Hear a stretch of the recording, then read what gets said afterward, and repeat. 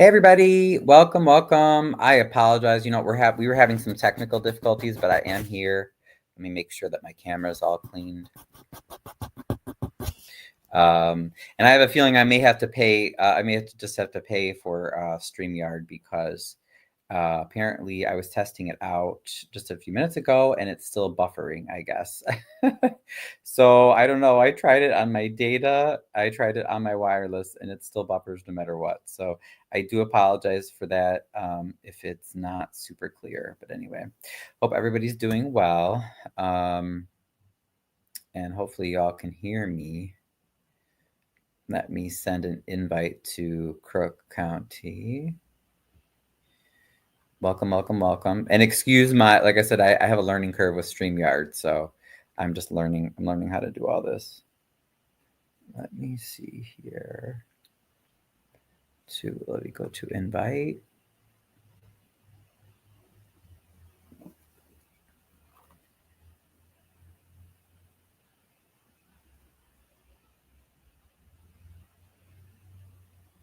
Okay, let him know. Good. He should have my invitation, right? Yes. He does. Okay.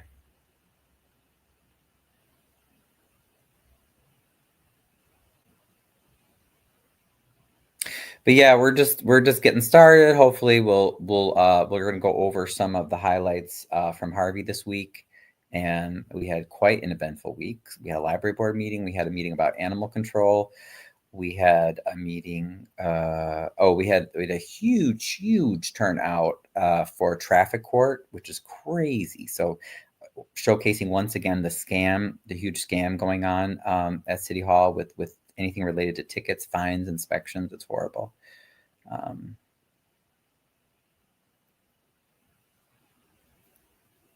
So yes, hope that you guys can hear me and see me. Let me make sure and let me check on my phone. Let's see who's watching with us so far.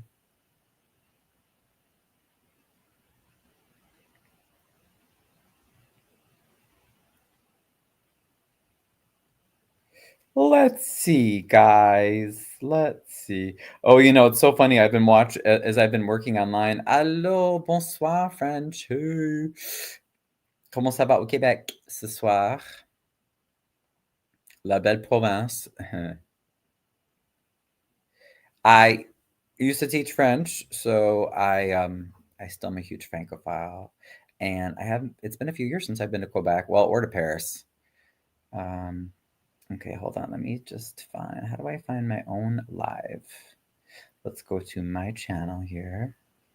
I want to see who's watching so far. Yeah, I got Crook is here. Okay. Oh yeah, and if you want to come on stage, Crook too, you just let me know anytime. Or French. I don't know. I haven't seen you do that, French. Do you ever get on stage? Like do you share on these lives or no? Or are you just more of a texter? I've only seen that you're a texter.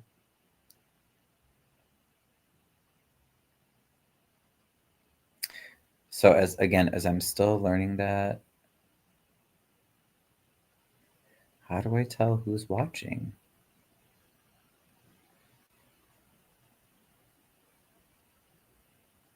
That's weird. Come on. Oh man, well yeah. I'm gonna have to learn. You guys are gonna have to help me. Crook, I don't know how to do it. French wrench, my Ninja Turtle. Oh, is there a story behind that?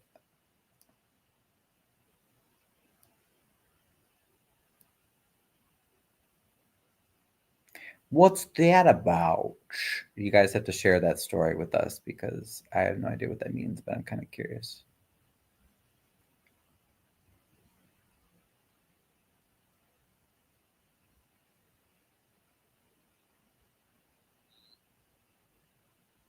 How do I tell?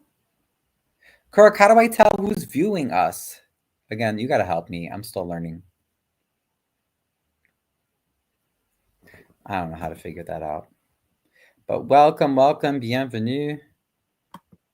I still want to know what my Ninja Turtle means. I'll let my Let me remind my Harvey gang that I'm live now.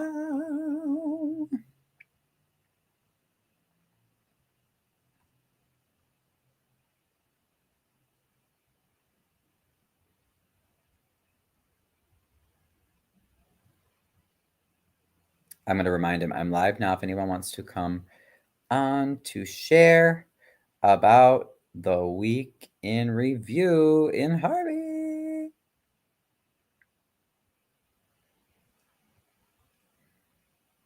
I'll share the link again. Here we go. Hey, Rain, are you on both devices, phone and laptop? Yes. Oh, and YouTube Studio. Oh, thank you, French. Okay, that might be what I'm missing. Yes. Yeah, so I'm on my videos on my laptop, but I do have my phone here too. Okay, that I think helps me because I'm like, wait, if I have viewers, that's awesome, but how do I know who's actually viewing? Because in StreamYard, I don't see how you find that. Okay, so YouTube Studio. YouTube Studio.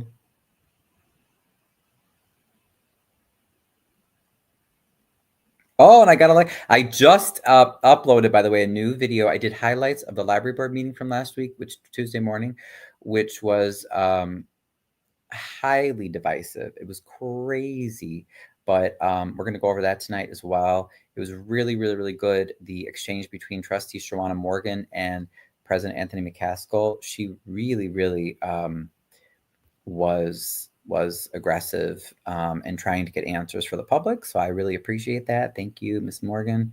I did put out a little word to her to see maybe if she wants to come on and share. So we'll see. I'm not sure she'll be able to, but all right, now I'm in YouTube Studio. So it says I have 3 viewers, but again, I want to figure out who's viewing, right? So how do I do that? If I go to, wait, do I go to content? Oh, live. Oh, no, I don't think that's right. I don't think it's YouTube Studio though, because I think that's only videos that are done. I don't think it'll tell me live. So how do I find out how do I see who my viewers are when I'm in a live broadcast? That's my question. Look, I even put my jacket on for you guys tonight. Look at, ooh, my cute shirt. Now, I could probably still go outside for a little bit. I might with my laptop because it's so gorgeous out tonight. I was just visiting a little bit with family, brought my doggy with me.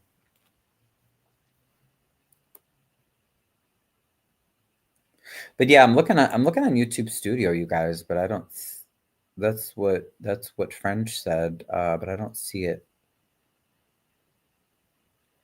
Under the live, I just see the live that we did last night, but that's it. So yeah, I don't know. I don't think that's it.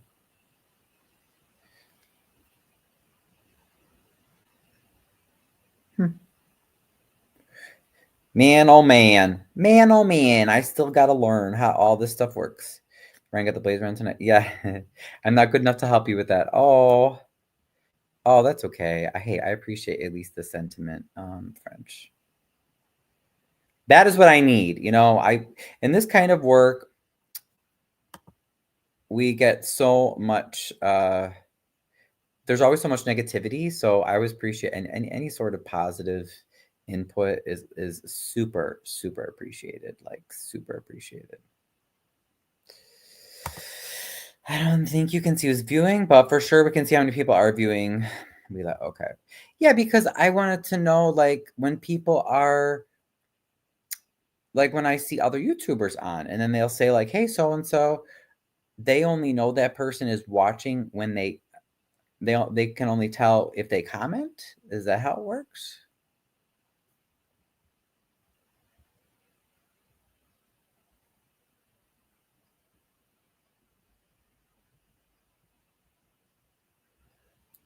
Oh yeah, one of my neighbors, I know she said.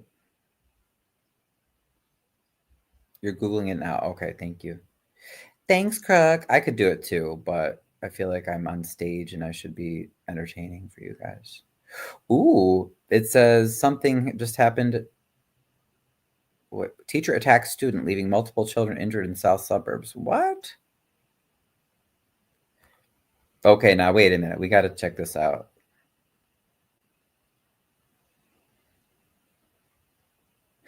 Wait, okay, detour. I'm sorry, guys. This just came up in my we are going to talk about Harvey, but this just came up and I want to see this. I think I heard about it, but now I really want to verify. Let's go Tinley Park patch. I think they were the ones who shared it. Tinley Park patch.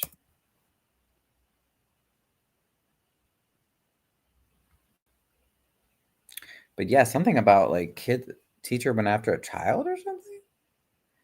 So I need to figure out what's going on.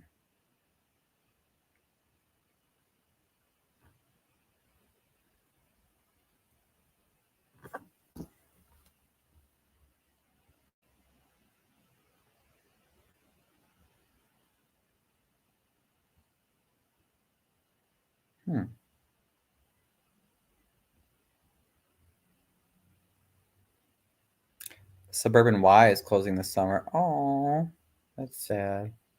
Our YMCA closed in Harvey a few years ago. Why can't I find this? Okay, you know what? I might have to Google it somewhere else. Oh, 3 days ago. Okay, okay. Sorry, wait, no, maybe it's here if I go back to 3 days. No, not that far.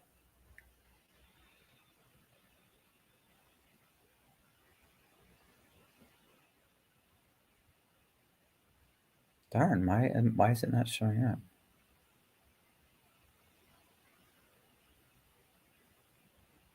Okay, well, let me just Google it. It says, oh, it was in Country Club Hills. Okay, all right. Let me Google that. Country Club.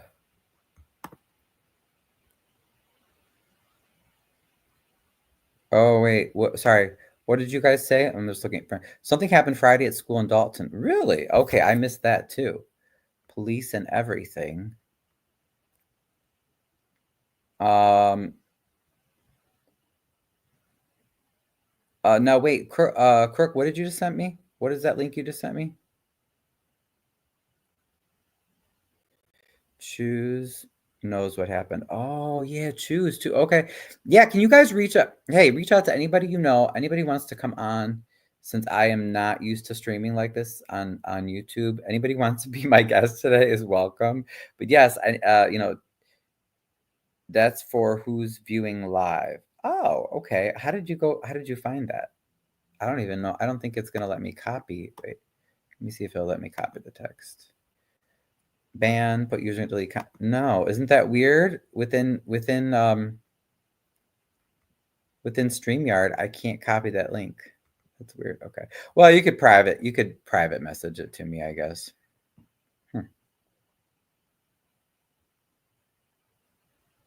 But yet, no. If I click on it, like as long as it's in your comments, it won't open up. That's the weird thing. But choose knows what's happened. Yeah.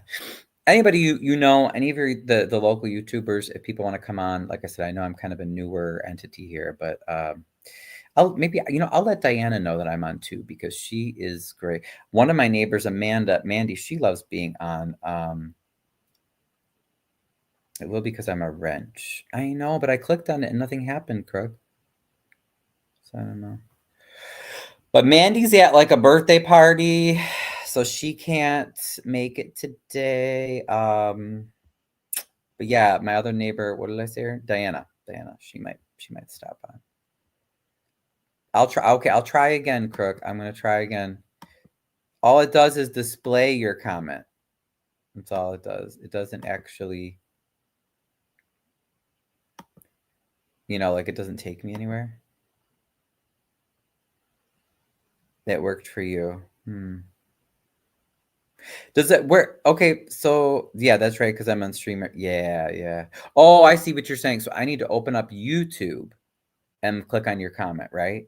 Oh, okay, okay, okay. I think that's what you're saying. Okay, let me try that. On it right now.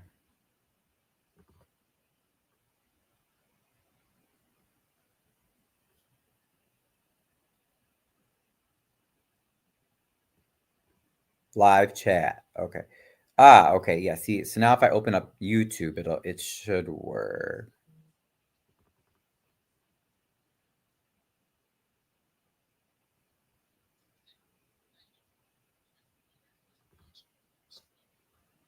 Oh, okay. Oh, and it's short too. Here, I'll play it for everybody because you know what? Let's all learn together, okay? Let's all learn together. Let me hold on. Let me open up my YouTube. Gotta open up YouTube. Go to my thing. We'll figure this out yet.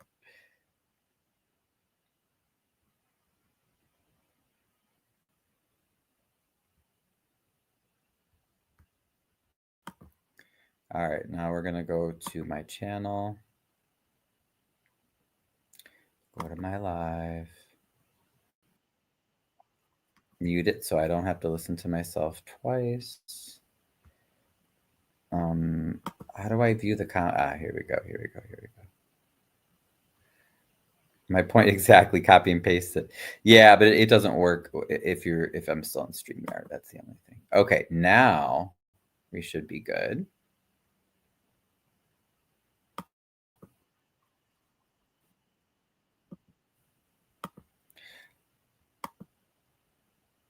All right, guys, we're going to learn together.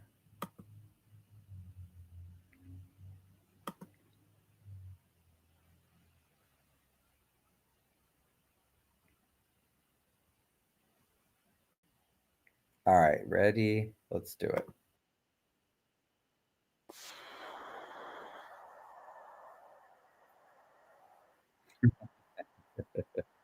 Logged in and available to participate in the chat. So they are known as participants. And it doesn't have to be a live stream that you're hosting. You can do this on any live stream on YouTube. It's really simple, and I don't know why more people don't mention this. They always say, hey, I wonder if that guy's in the chat still.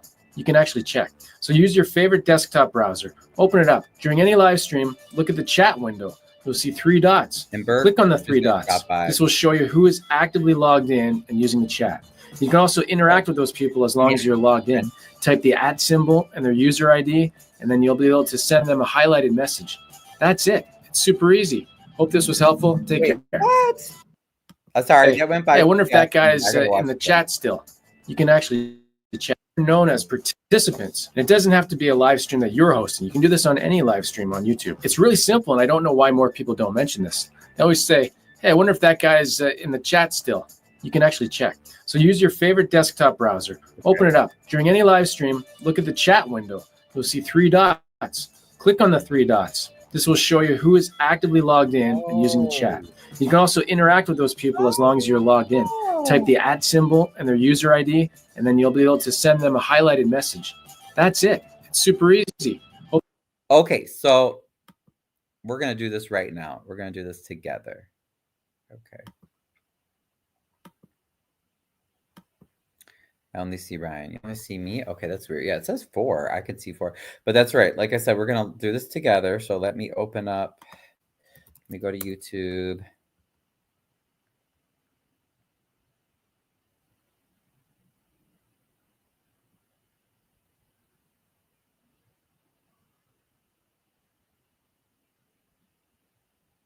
All right, so we'll do Harvey. We can review. This is what we're talking about right now. Mute it so we don't have to listen to myself twice.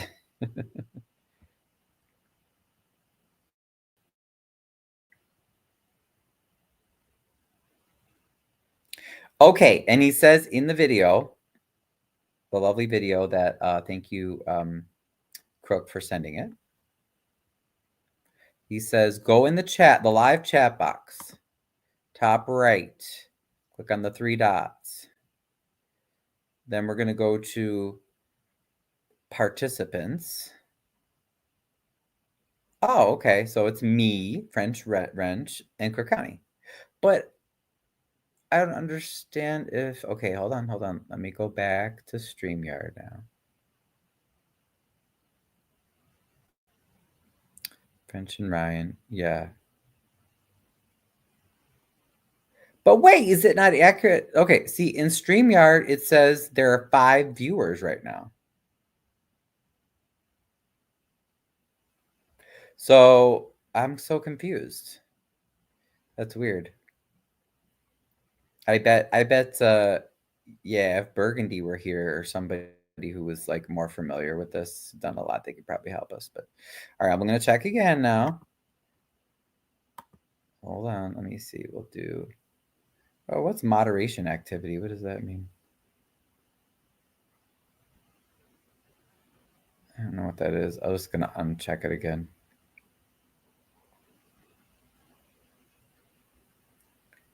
Participants. It only lists 3. Oh well, I don't know. Who knows? Who knows, you guys? Who knows? Who knows? But yeah, I feel like there's gotta be an easier way to do that, you know? And especially like I wish you could see from StreamYard. Well, because you have your phone as a second device. Oh. Oh, interesting. I never thought about that. Okay, that could be. Very possible. 'Tis very possible.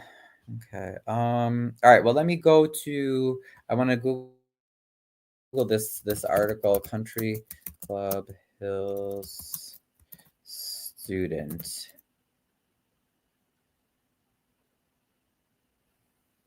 hurt. Maybe I don't know. Let's see if that shows up.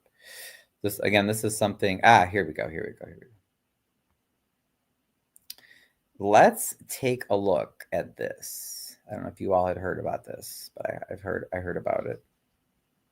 Oh, Burgundy's on. Hey, Burgundy. Now I see. Hey. All right. Did you hear? Oh, wait. Sorry, I missed. Hello, all. Hey, Burgundy. Ryan and family. Entrance says BBC. There's a way I got to figure it out. Yeah, we'll figure it out. Burgundy, you might know. Okay, so Burgundy, you just came on. Welcome, welcome. You know what they were trying, since I'm so new to StreamYard, we were trying to figure out if you can see who is viewing your live, because from StreamYard, like it gives you a number of how many viewing, but not who. So we did see that if you go to YouTube, if you open it up in YouTube and then you click on the 3 dots up here and then participants, that shows it. But I just was like, I feel like there should be a way from stream, maybe in StreamYard you could see it, but hey, maybe not. But anyway, regardless, maybe Burgundy can shed some light on that. But I wanted to check out, before we get into the Harvey stuff. I just saw pop up on my phone this issue with the substitute teacher in Country Club Hills. So let's take a look. It says substitute teacher charged with assaulting student at Country Club Hills School, police say. So this is from ABC 7. Let's take a look. It probably has to load, and then there's an ad. You know how this stuff goes.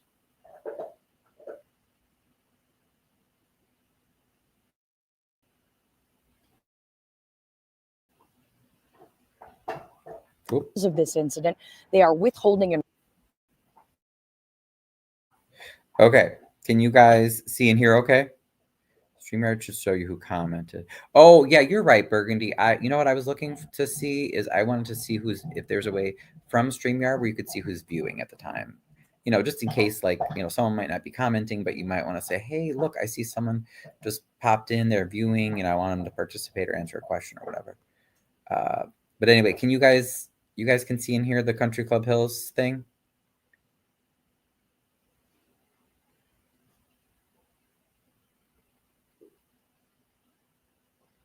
Hopefully that's a yes. Okay. So let's watch this. Until the superintendent is terminated or resigns. Children have now been harmed. There has been corporal punishment. We're asking that everyone come and they step in and they take a look into the district to see what is happening. Parents in Country Club Hills saying they will do what it takes to keep their children safe, even if it means pulling them out of their own school district. We will not be enrolling our children until Dr. Main steps down. Those calls for superintendent. And Burgundy, do you remember? I think I told you when we chatted that this is one of the. This is This is one of the local boards in the Southland that is having major complaints about corruption and mismanagement. So this is District 160 in Country Club Hills. Attack on a fourth grade student at Meadowview Intermediate School by a substitute teacher. ABC 7 speaking with that student and his family last week. She cornered me and she hit me in the back of my head and she choked me. Other parents telling ABC 7 at the time, the substitute teacher allegedly injured 2 other students in the process. According to charging documents, 68-year-old Cheryl Moore was arrested Monday following the incident and now faces multiple charges, including battery and child endangerment. At a school board meeting Tuesday night, parents called for the superintendent's resignation and now want an overhaul and an investigation into the district. We're asking that the state of Illinois consider this a state of emergency. We're asking for every agency applicable to step in. Our children are not safe. At last night's meeting, Superintendent Main encouraged parents to come to him with any concerns they have. We did reach out back to the district, but have not yet heard back. In the meantime, parents next week are planning to protest outside the district's offices. Wow.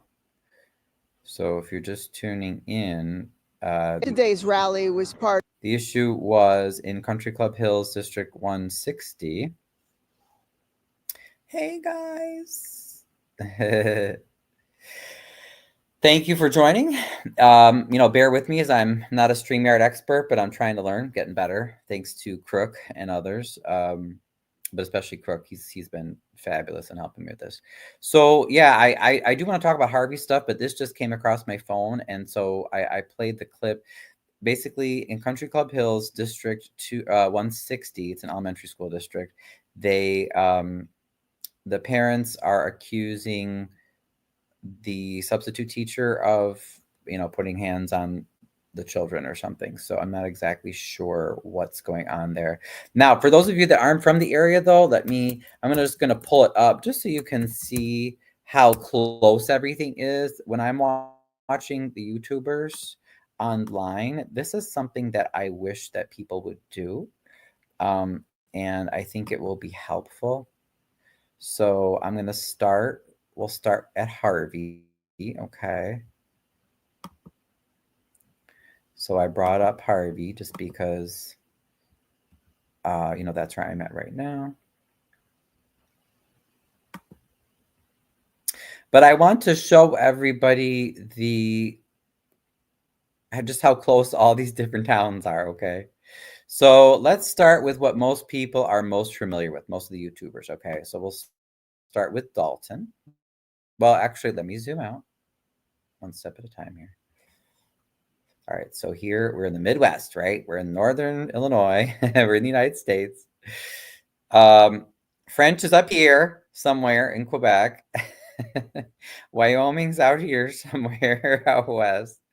I missed the guy from North or South Carolina that goes unconscious this show, and I'm blanking on his name too, but I miss hearing from him.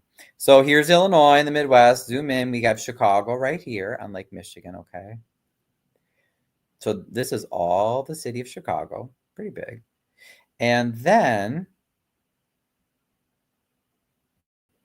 like even here, this is still the city of Chicago. Roseland is a neighborhood in the city of Chicago. East Side is a neighborhood in the city of Chicago. All right. Altgeld Gardens is a neighborhood in the city of Chicago. And then the city also goes up to about here. Like it kind of goes to the river. Okay. So we see Dalton is one of the first towns you hit as you leave Chicago to the south. Burnham is close to the border, or on the border of Chicago as well. You hit Riverdale. You hit Dixmoor and a little bit of Riverdale. So Harvey is right here. We don't really touch Chicago, but we're close. Hold on. Let me make sure that you guys are seeing this, right? And I'll say hello to whoever else is here. Hi, Tracy. Welcome. Hello, hello. Thank you for coming. I'm so pleased to have you guys.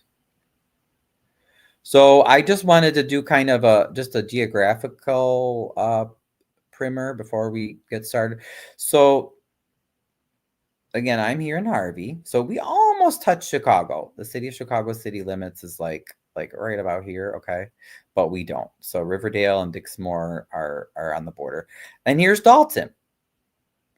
All right. Now I'm even going to click on the town because Google should do this cool thing. I like that. Yeah. See where it shows you the boundaries? So that's pretty cool. So here's all the boundaries of Dalton. It has this weird section that's surrounded by South Holland too. So here's Dalton. Here's South Holland. This is the city of Chicago up here. Okay. This is Riverdale. And then this is Harvey. Oops. Just got to wait for the name to come up. Come on. Show me the name Harvey. There we go. Okay. So here's the boundary of the cities, the boundary for the city of Harvey. Okay. So we border Dalton directly, right, in this area right here. Okay. So we're all very close to each other. All right. There's South Holland, the Roberts, they're from Lansing. Okay. And these communities, here's Calumet City over here. This is the border with Indiana. These are all in Thornton Township. Okay. Now we were just looking at a news piece from Country Club Hills, which is in Bremen. I think the part of it where it happens in Bremen Township. So it's just a little bit farther, but you see how we're all close together. Okay. So for those of you that came late, let me hold on one second. How do I go back? I have to refresh. Wyoming gal too. Oh, I didn't know you knew some French. Bonsoir, Wyoming gal. Bonsoir.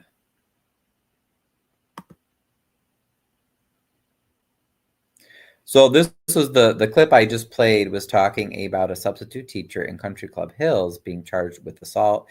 So I don't know what happened. I remember I used to be a full-time public school teacher. I understand that kids can drive us crazy, okay? But you're not supposed to lay hands on them. That's not your role. Oh, Wyoming gal says, oui, je parle français un peu. Not sure that was right. Oh, très bien, très bien.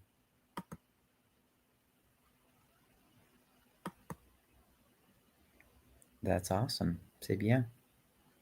But anyway, does that help you guys to see? Does that help people to see kind of how close all these communities are? I don't know if that's helpful at all. Like here's Midlothian, Markham, you might have heard of. I think those are the main ones, though, that you've heard of. Probably a lot of towns within Thornton Township, like Calumet City, South Holland, Dalton, Riverdale. So we're all relatively close, right? And then Homewood's here, Flossmoor. But that's not, most of those communities are not in Thornton Township.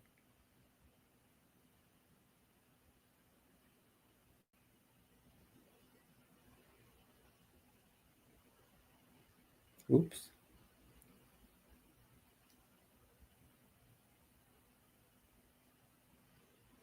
Oh, thank you, Tracy. Thank you. Thank you. In Wyoming. Thank you. Okay, good.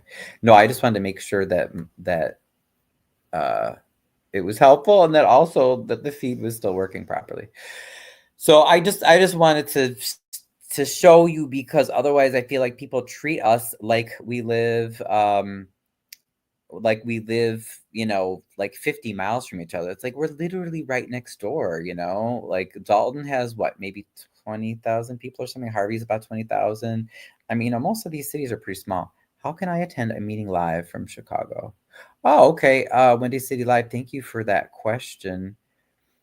I typically will take video of meetings that I attend, definitely city council meetings. Our next one will be June 9th at 6 p.m. But I don't usually go live. However, there might be some other people there that will be going live. So let me get rid of this tab because it says it's taken up a lot of computing space. I need, what's his name, you guys? What's his name? The gentleman that was on Conscious's stream, you know, who he's good with computers. I'm like, help, what? I probably should get a new computer. So my computer is it's a little slow.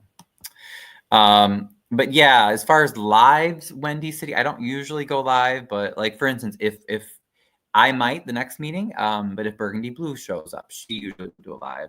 Occasionally Diana, I'm blanking on her channel name right now, but if she shows up, she'll do a live. If not, I always post the videos on my YouTube, which is Ryan's Gay Chicago. As well, I share them. Yeah, Potato. Thank you. That's his name. Potato Game. Yeah. So see if Potato's on. Tell him to come on. I also have him on my Facebook and on the Harvey Historical Society Facebook page. Thank you so much, Wendy City Live. I really appreciate it. Any exposure we can get is going to help. Yes, and Potato. He's the computer whiz. Oh, okay, Burgundy. Maybe she had to leave. I don't know if she's still with us. So anyway, that's a little bit of a background about as far as Harvey, where things are located, how close we are to Dalton. Let me see.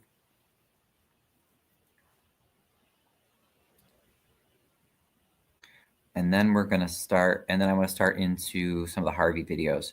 I do want to shout out, do a message to Potato, just to let him know that we're on if he wants to come on.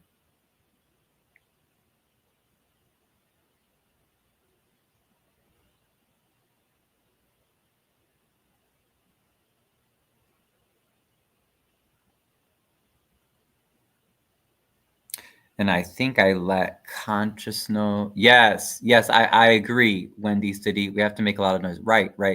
Then again, this is not just Harvey. This is happening nationally, internationally, but in a lot of communities in the Southland. Like there's so much corruption. There's not transparency. People just do crazy stuff, and they're gonna keep getting away with it unless we expose it. Conscious 2 is good with it. Oh yeah, with sharing probably, yeah. All right, so I shot a message to him, and then I'll also let Diana know because she is my neighbor here in Harvey.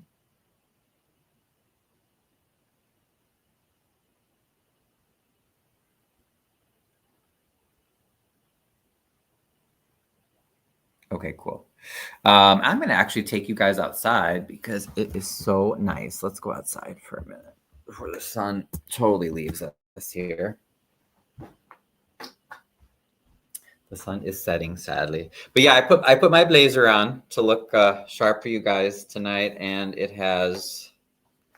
This is one of the Historical Society shirts, so it just says "Love Harvey, Fight Corruption," Harvey Historical Society. So, and then I have people that will say, "Well, why?" Some people get angry and they're like, "Oh, you're there, Burgundy. Okay, awesome." Did you know what happened at Dalton School with the police? Yeah, we wanted to ask you that too, Burgundy. But some people say, why do Historical Society and care about politics? Well, if we don't save the city that we're in, or, wherever you live, like, if there's no future, like, who's going to even care about the past? So I'll show you guys too. This is one of my cool maps that was donated to the Harvey Historical Society. So this is from the 1890s, and it shows the lots that were for sale when Harvey was laid out. So you get a lot from starting at $250. So yeah, Burgundy, if you know what happened at the Dalton School, we are wondering that. Mix one attorney with a gaslighter, and what do you get? Harvey Mayor Clark judging from the way he treated the victim's sister, the dog attacked victim. Yes, that was crazy. That was absolutely crazy. So. If you don't know much about Harvey, so we were started as in the 1890s, 1891, planned out, kind of modeled on Pullman, which is right up, just a few miles, right up the Illinois Central Railroad from us, as a factory town. So we had our factories, and then we had our downtown and the residential area. We still do have factories. We don't have as many factory jobs as we used to, but we are like a microcosm of your average American town, right? So in the late 70s and 80s, when the rich were selling out all our manufacturing jobs, Harvey was hit really hard. Dalton, very similar. Now, Dalton itself didn't have as many manufacturing jobs. Dalton was mostly residential. Okay, so like Dalton, I consider kind of like a suburb of Harvey. Basically, we were like the main capital for the area. Then we had thousands and thousands and thousands of factory jobs, and other people would live in like Riverdale and Dalton and towns around. Um, but a lot of the suburbs were mostly residential. So as you can imagine, when we lost. Hey Ryan, everyone, I'm glad you're getting the word out about Harvey. Thank you, thank you, thank you so much. I'm really trying, and thank you for your help. But as we lost all those jobs, right, as Harvey did in the 70s and 80s, it just the whole area was decimated. Okay, so that affected Dalton, Riverdale, all of our suburbs. But isn't that it's an American story, right? It's a story really about the West, during the 80s and 90s. So again, the rich sold out sold us out, sold out our manufacturing jobs. And so many of our communities are just like Harvey. They're just like Dalton. We're just trying to get by in this new sort of world that was created. Yeah, hello, C. I like the Seychelles sort of reference. Okay, so where do you guys want to start? Let me pull up my YouTube. Did you guys want to start with the dog stuff? The doggy?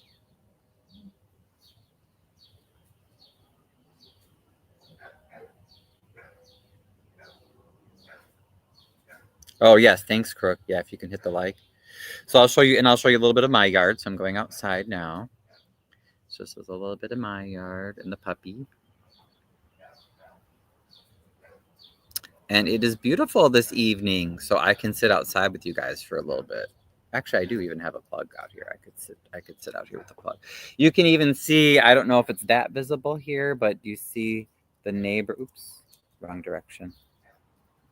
You can see that one garage there. That's just totally, it's empty. It's been that way for years. So that kind of shows you how we'll have like really, really nice houses and blocks, and then you'll have a whole bunch that are just abandoned and empty and burnt out. So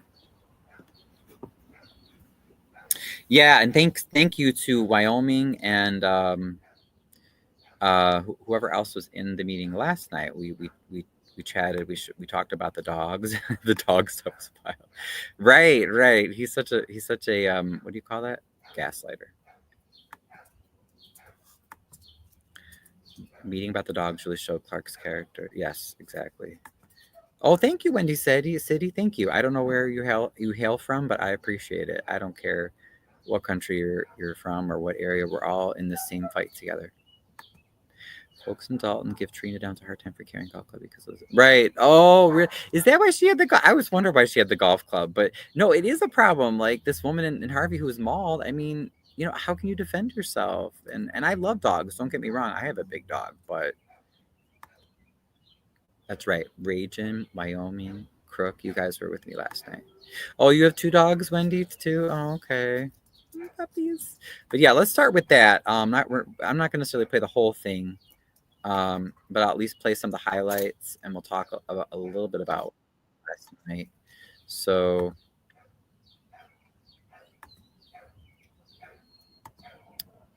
let me share that. Several Dalton folks carry sticks. Yeah. I wonder what Burgundy's experience with that is. I don't know if Burgundy. I forget if you said you had pets or if you walk. She's active on our page. She's been in the Southland News. Oh, okay, thank you. Loose pit bulls running after her in her own carport and street out front. Ooh. Yeah, okay, so Dalton's having similar problems to ours. Burgundy's we'll discuss on my channel, y'all. Sorry, I only know what was on TikTok when I keep Ryan Harvey. Oh, okay, got it. Yeah. So we'll watch for news about something that happened in Dalton. So let's start off with this meeting. Oh Lord. And as always, how do these tyrants start? But they start with lots of prayer, right?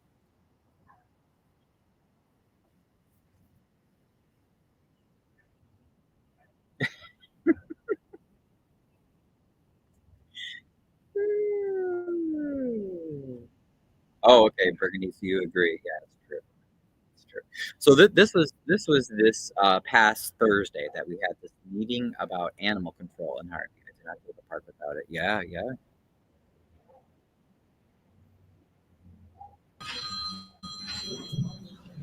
First thing, I didn't know we was gonna get these people off the dogs. Oh, I'm sorry. So, I'm sorry. Can you guys? so I just realized I had forgotten to share. Oh, now you can see the it meeting. is nice to have everyone here. Clark had just opened. Mayor Clark had just opened this animal control meeting with I would like for very common. everyone to look not necessarily at the worst thing in the world, how far we've but come. it's First, really before we bad go into when the they are because let's just raping and say pillaging communities, and then they our don't start with first prayer. community solutions meetings had nothing to do with dogs. There were a lot of issues that had to be addressed, and believe me, this was not Yeah, one Diane, of and them. Diana, if you want to come on too, let me know. So it's in Diana sort of a kind of way, in a very strange no way. apologies. She's a Harvey It's native nice to here. be in the city and Pitbulls, you got in pitbulls such a there way too, that huh? Berg? now we're talking about these particular issues, but these particular issues are no less important. We get several things. First of all, there was a young lady. So this was Thursday evening. There was a young woman who was attacked by some rock dogs here in our community, and she lost her foot. Okay. So she lost her foot, which the mayor, unfortunately, at least he talked about it. He didn't as an ignore it like attorney, he usually does. I think it was my second or my She third was mauled and case, she lost her foot. was a dog bite case with a 6-year-old, and that 6-year-old lost this side of her face due to dog attacks. And these were what I consider then called in, and I consider it now to be people issues. Okay, I don't even blame the dogs. These people issues in general. And so I'm hoping that we can all. Sorry if it's a little echoey. You know, you may not be able to hear the mayor very well, but basically he opens with a prayer and he's talking about, oh, okay, yeah, so we have issues in Harvey, you know, with dogs, but they're really people issues. And he goes on to basically say that, you know, it's the people of Harvey that we have to help, and we're the only ones that can help solve this problem. Now, it's partially true, right? But my issue is, okay, but where have you been? What have you been doing for the past, you know, this is his 6th year in office, right? Like, well, you were elected to help us fix these problems, right?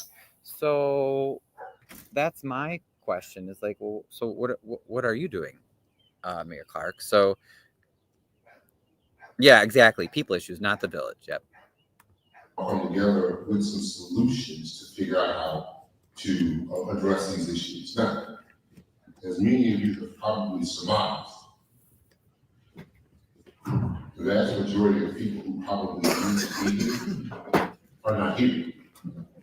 But as a city, we still have to rely on you to help us and to, by extension, help them so that we can come with these solutions and figure out what we're going to do as far as this issue is concerned. We don't want to see anyone getting harmed or hurt. And for those, let me ask you, how many of you are pet owners, specifically dog owners? You kind of shout out your dog and shit. I don't know if you did. You're like, I don't have a dog now, but I do love dogs. I'm a rock guy myself. And does Harvey post their messages on their website? It really No. is. No, we've been asking for if they can talk right now, 6 and they years. were gathered outside, they'd probably be Well, saying, we elect so you to resolve the problem. You want to talk about Exactly. us. Yeah. So I was So we hoping didn't have we would anything to hear do with this. some solutions. Now they did talk later But in the we want meeting. to try to keep They're them going to be safe. training 2 We community fundamentally want to keep service officers, our residents but safe, and we're going to need your help to do it. So, as a result, we have gathered, and we've been having some conversation before this. okay. But we have the How was the animal reception? control Still team. okay? Let me know. Right here, get your name, sir. I'm actually not We'll far get from the introduction. But the ambulance is here, and some crew society is here. Of course, the Harvey Police Department She's sitting up there. Aren't you? Oh, I don't know if it's Yeah. so I wasn't sure. Yeah. All right, so then he goes on to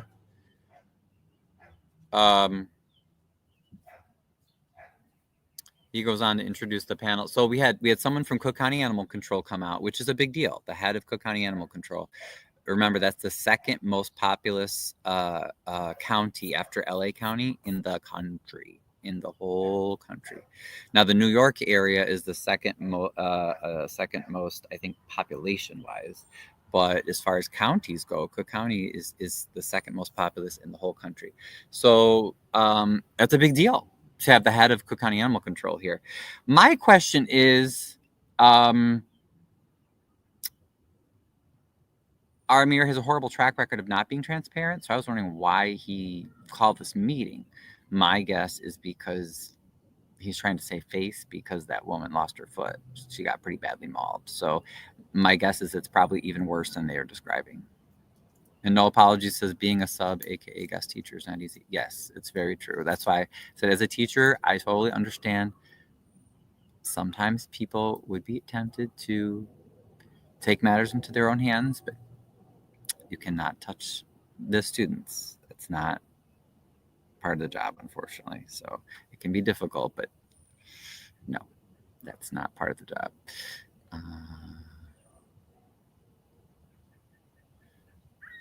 Oh yeah, Crook just gave you a heart. No apologies. So he introduces the panel. We've got someone from Anti-Cruelty Society, which is a shelter, and then the other lady, I think she just volunteers a lot, but she's from the ambulance company Buds, I believe. I think it's the one that's based in Dalton. They have a big facility in Dalton. So I don't, it's not necessarily her job, but I guess she volunteers to help with pets a lot. As well, and all those steps. That's, one from a big town might say that's not a lot because in Chicago we talk about 1,000 bats, but then one bat is one too many because you have a victim, and most of the time, like that young lady. Okay, and then that's a second bat. So this is the gentleman from Cook County Animal Control. What they do with an incorporated area, like I said, we have the factory animal control. We get those called through the shift dispatch of our system. We'll go and remove the dog, or just do all the stuff like provide resource and service. Now for incorporated area, I'm gonna name Harvey. The policy, that's the one the ordinance. Yeah, and again, sorry, if it's kind of boomy. If the sound was kind of boomy in there, that's just because they don't really let us sit very close. But he's basically, I think he said, I wrote down on my notes, Harvey had about 80. They had about 80 bites at least reported in the past year to Cook County. So, which is not. He was saying it's not a lot compared to the city of Chicago, obviously, but I mean, also we're only about 20,000 people. So, so he shared for a little bit. And if you guys have any questions too while we're going over this, we have our own relation will be. You can always call, and I'm sure some are familiar with those calls. The one. All right, so he basically shares about how the. Oops. Because this is why this is a people problem. The understanding of the whole. So he's pretty not really. That's right. Yeah, from my notes, it was about 80 for the year. I want to say, yeah. Which is way too many considering our size. We're only 6 square miles, about 20,000 people. So, we did have one animal control officer. He resigned, I believe, a few months ago, but he really wasn't cutting it either. He only works like 9 to 3. And I would have, I work with volunteers where we try to help. They do most of the work. I cannot take credit for most of it, but we'll try to help with animal issues. But animals aren't going to not have issues after 3 because the animal control officer is not on duty, So I actually I helped with the dog that I found in my alley like a month or 2 ago, and then I had my small dog who was sick, who he just passed away. So then I had was taking care of him, my sick dog, and then this dog that got injured in the alley, and then since Harvey would not help, I had to call Cook County directly. So what the director of animal control says, this is the procedure.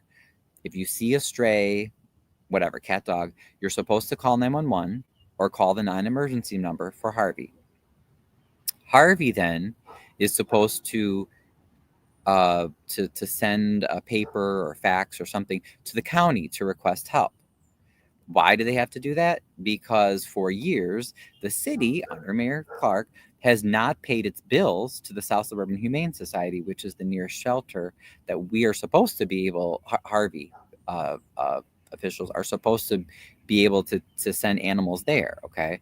But surprise, surprise, like I said, well, Harvey doesn't pay its bills. Oh, wow, you know. So nowhere during this whole meeting was that mentioned, but we know that that's true, and we have paperwork to show that, okay? So that is a fact. So for years, Harvey just doesn't pay. Well, then the shelter's like, sorry, we're not going to take your pets. So other towns, you know, they'll send animals there, but then, you know, they have to pay the fees.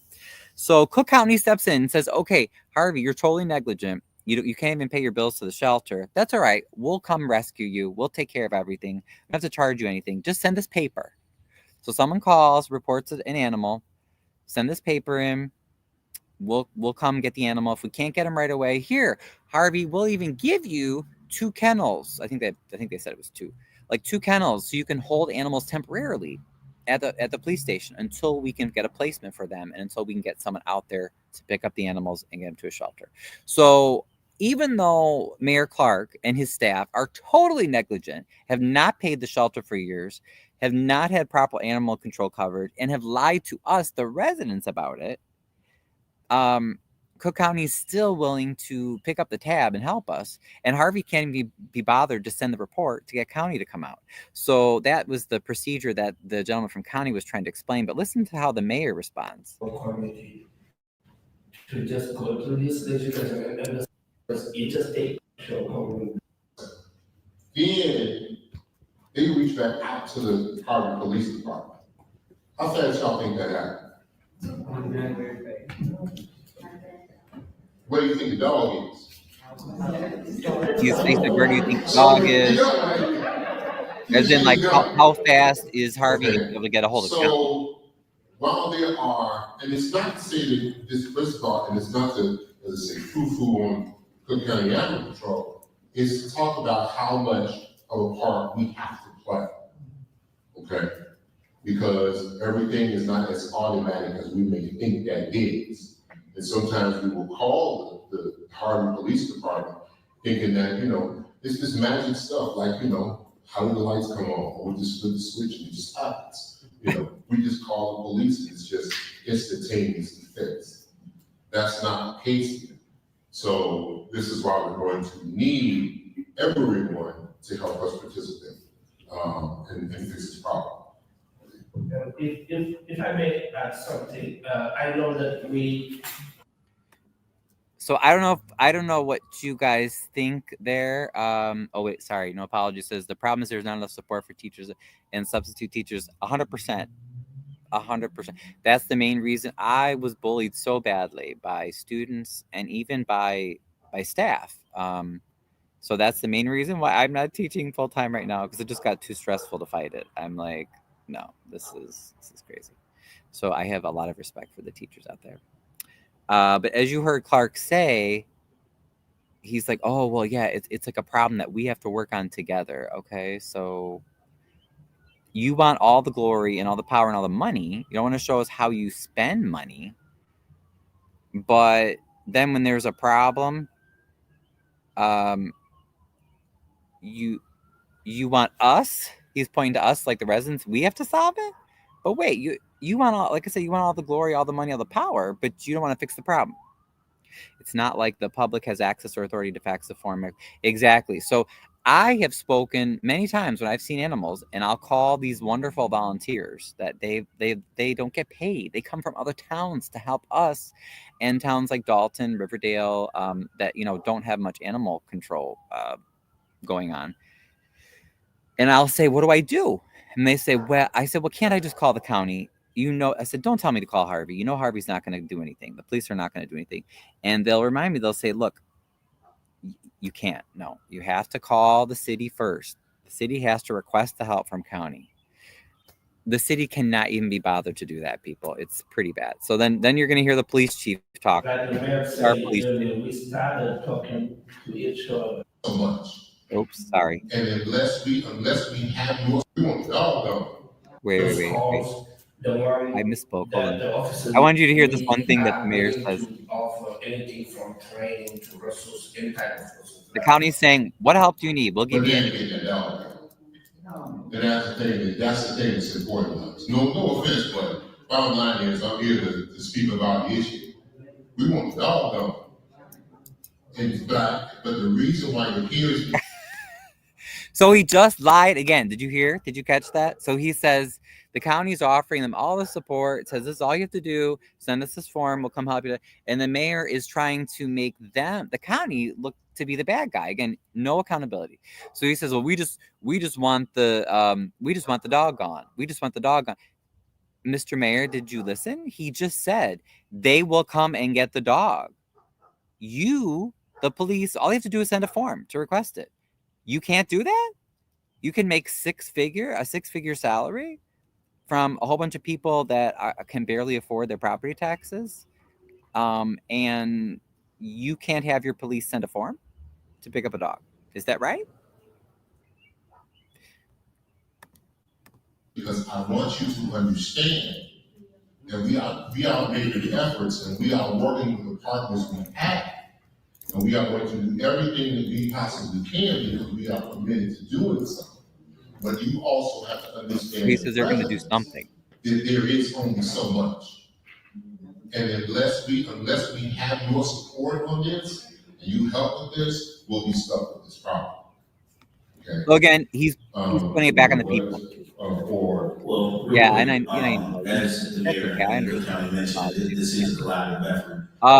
We'll talk more about the mauling, and actually we're going to come to just so you guys know, the Cook County, the Harvey Police Department's dispatch center is no longer located in the city of Harvey. So when you call that, all right, then that's our police chief. So he talks and he shares. And a lot of times where there's situations. I wanted you to see the two. Service in regards. Sorry, I wanted to see where he introduced the officers. Someone to get before the Cook County actually come out and even deal with the animal.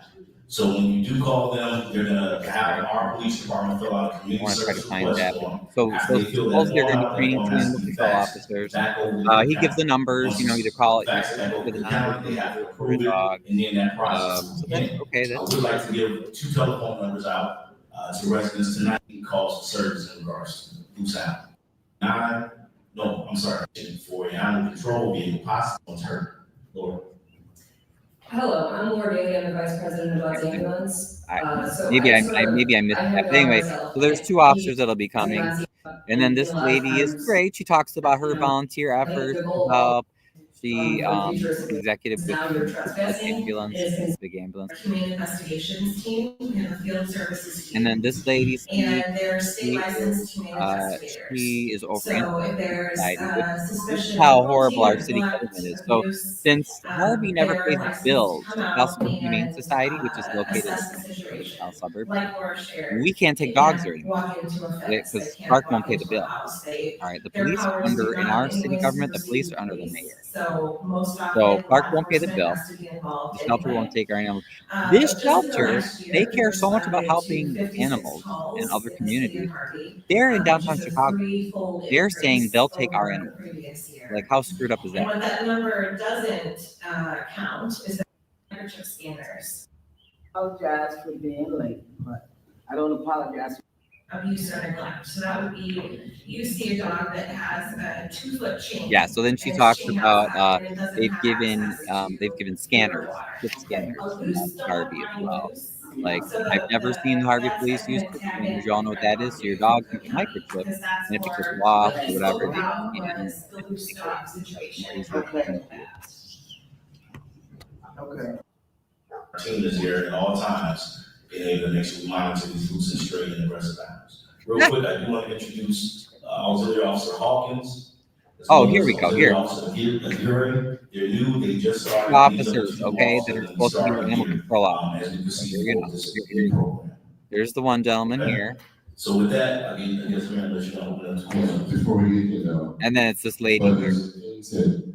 That you have to consider as residents.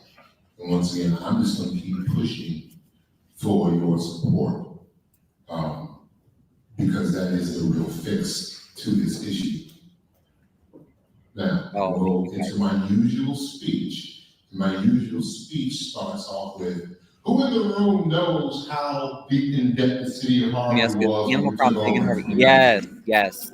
No apologies. Yes. The animal problem is extremely out of control. So this is not the first mauling. This was recent, and the family was speaking out. I think that's why the mayor had the meeting, because he knows he's getting, in large part due to you guys, right? Because you are paying attention. When I say you, I mean whatever. You don't have to live in your people are sharing videos, they're posting on social media, they're talking, contacting the people. Maybe they're saying their politicians. So he knows he's starting to get a lot of attention. That's why he called this meeting, because this isn't the first mauling. But they ain't got $164 million in debt. So at the end of the day, now we could have, unfortunately, you know what? Praise God, because Oh, sorry. Oh, thank you. Yes, this is where you guys have to let me know, because I am not. Thank you, Stray. Yeah, I was gonna say I have not used StreamYard, so I'm not gonna know. You have to tell me if you can't hear me, understand.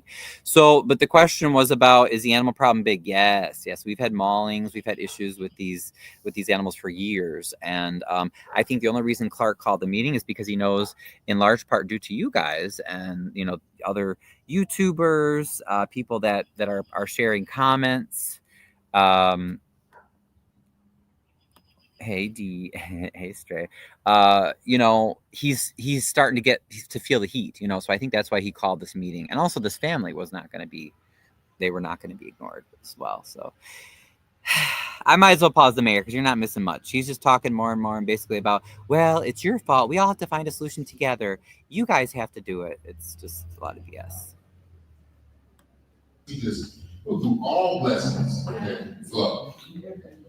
Because for 6 years ago, we were dealing with 31 homicides.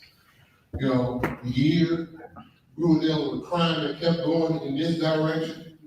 Okay, but look at God. There's some things that we've done to help to offset the resources that we have to use. But we still have to use resources, and we want to keep it that way. So, because, not you, of course, but because some people are not responsible with their animals, we have to hire 2 extra people to be able to handle that. That's 2 extra salaries. Yeah. Okay? You want to know how cities work? That's 2 extra health kits. That's 2 extra taking care of families. That's 2 extra pairs of shoes that's in the house. And this is what you said, Jordans. Probably. But don't nobody want no croquettes. Okay? Yeah. So at the end of the day, we have to take those resources, but we don't have the financial ability to be able to do so. Then that's the problem. Exactly. How are the residents supposed to help? They pay taxes for animal services. Exactly. So he's just going on this long. This is what it's a lot. And a lot of people say, why do you even cover these meetings? Well, it's still important. Okay. It is still our government. And we need to know what these politicians are saying. But this is very common for Clark. He's talking a lot, but he's not really saying, what he should be doing is apologizing and saying how they're going to change things immediately. And instead, most of the time is spent berating the residents and telling us how bad we've been. Like, what are we supposed to do about it? That's why we pay our taxes. I'm not going to get out there with some sort of equipment to try to trap animals. Like, that's not my job. I did see an animal vehicle driving by. I think it was 1 or 2. Yeah. So we had one animal officer, but he resigned. I want to say within the past 2 months, something like that. And then your expectation is, well, why isn't it done? So I'm committed to doing whatever it is that we have to do in order to try to handle an issue. But what Smokey the Bear says scores fires. Only you can stop forest fires. Only you can stop this issue. You have to spay and neuter your dogs, your animals, period. Microchip. Right. Show the books then, Mayor Clark. Exactly. So if you heard, I don't know if you can hear him. Can you guys hear him? Last night I know people were saying he was too boomy and they couldn't understand him. So let me know if you can't understand the mayor. But basically he's saying again, he said it's like Smokey the Bear, only you can prevent forest fires. I don't see the connection. I don't. Again, it's the city's job to pay for and have specialists who are able to deal with animals. Okay, good. I'm glad you can hear him.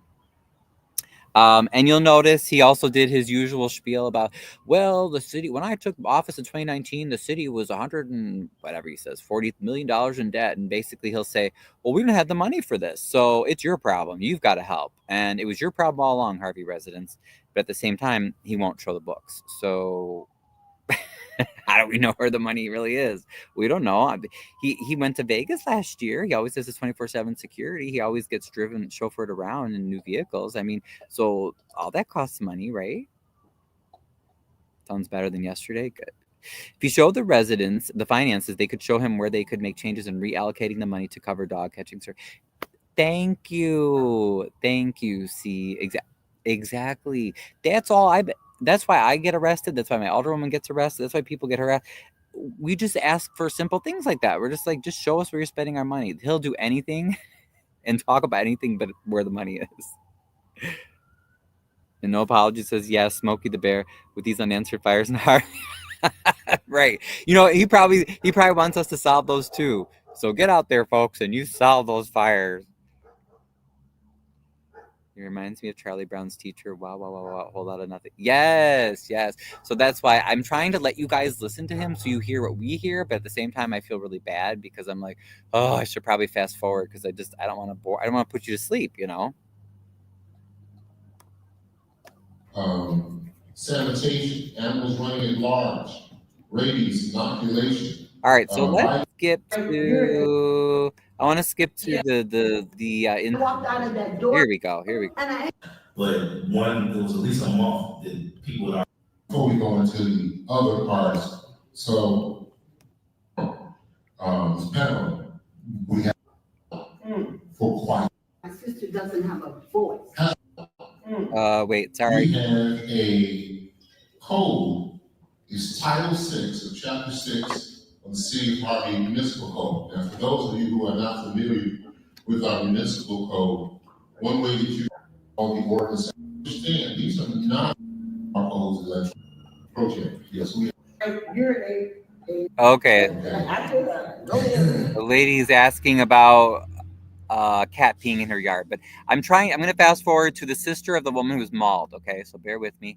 I just got to find where that is. You'll have to call downstairs.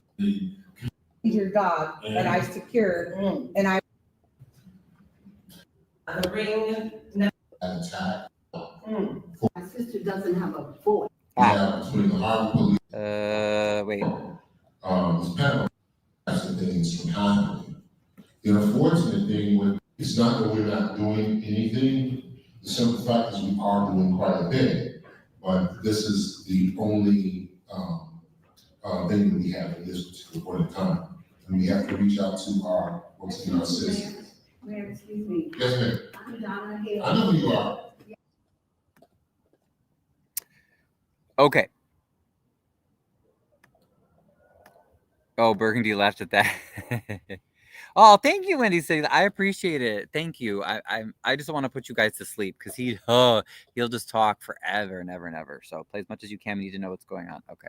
So so fast forward to her name is Donna Hale.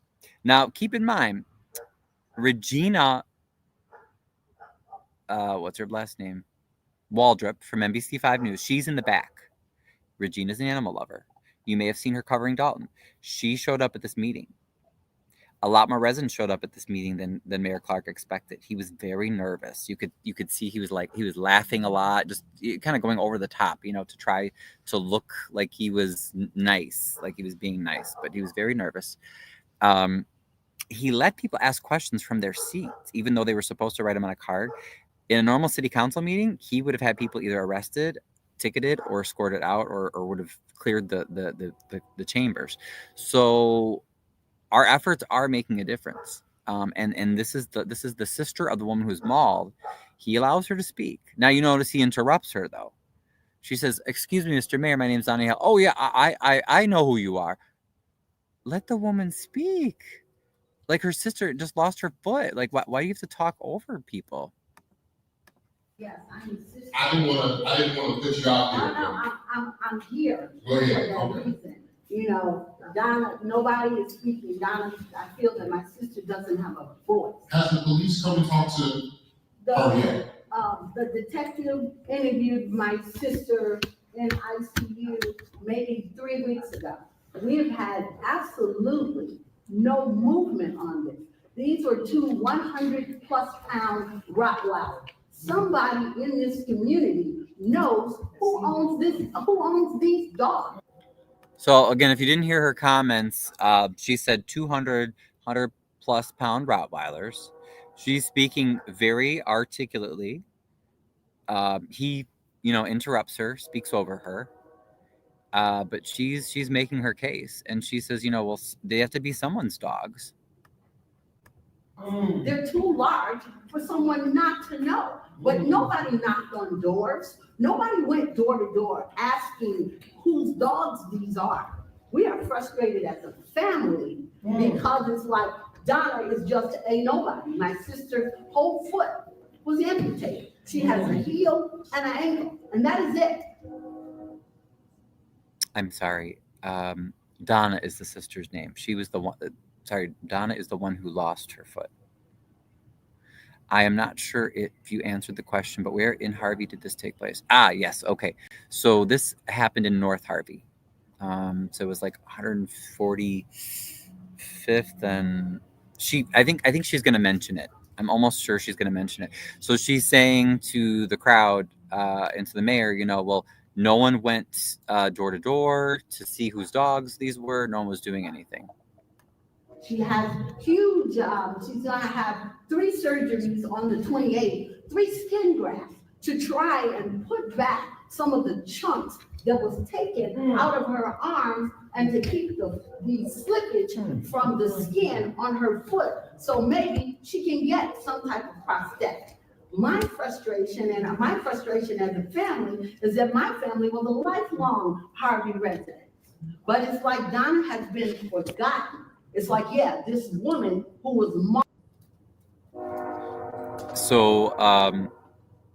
So she says 3 weeks, no excuse. Right. I'm never going to vacation in the South End. No, I don't. That's partly why I'm doing my live from outside, because I want you guys to see we have a lot of nice people. Like, I love my backyard. It's a beautiful respite. It's fenced for the dog.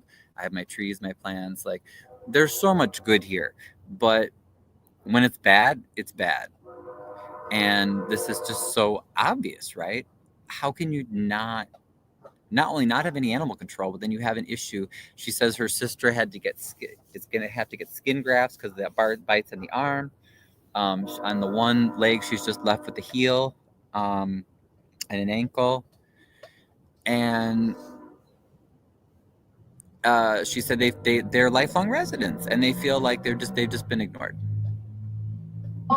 This woman was mauled to the point where her lung collapsed and she almost died in the ICU. So she's more than just a dog bite victim. She is a tragedy that happened in the streets of Harvey. And so if you had this happen to you, wouldn't you want this lady as your sister? I mean, bless her. I still have to contact her. I did get information. I got her information, but it's been a crazy few days. She's very articulately advocating for her sister and her family. And she said something with her lung. She almost died in the ICU. I think this is why the mayor called the meeting. And no one has been able to find these dogs or these dogs' owners. And we just feel like, because nobody has actually went out and looked. I spoke with you. I spoke with you. I had a meeting with you. I had a meeting with the police. Nothing has happened. I walked out of that door of your office.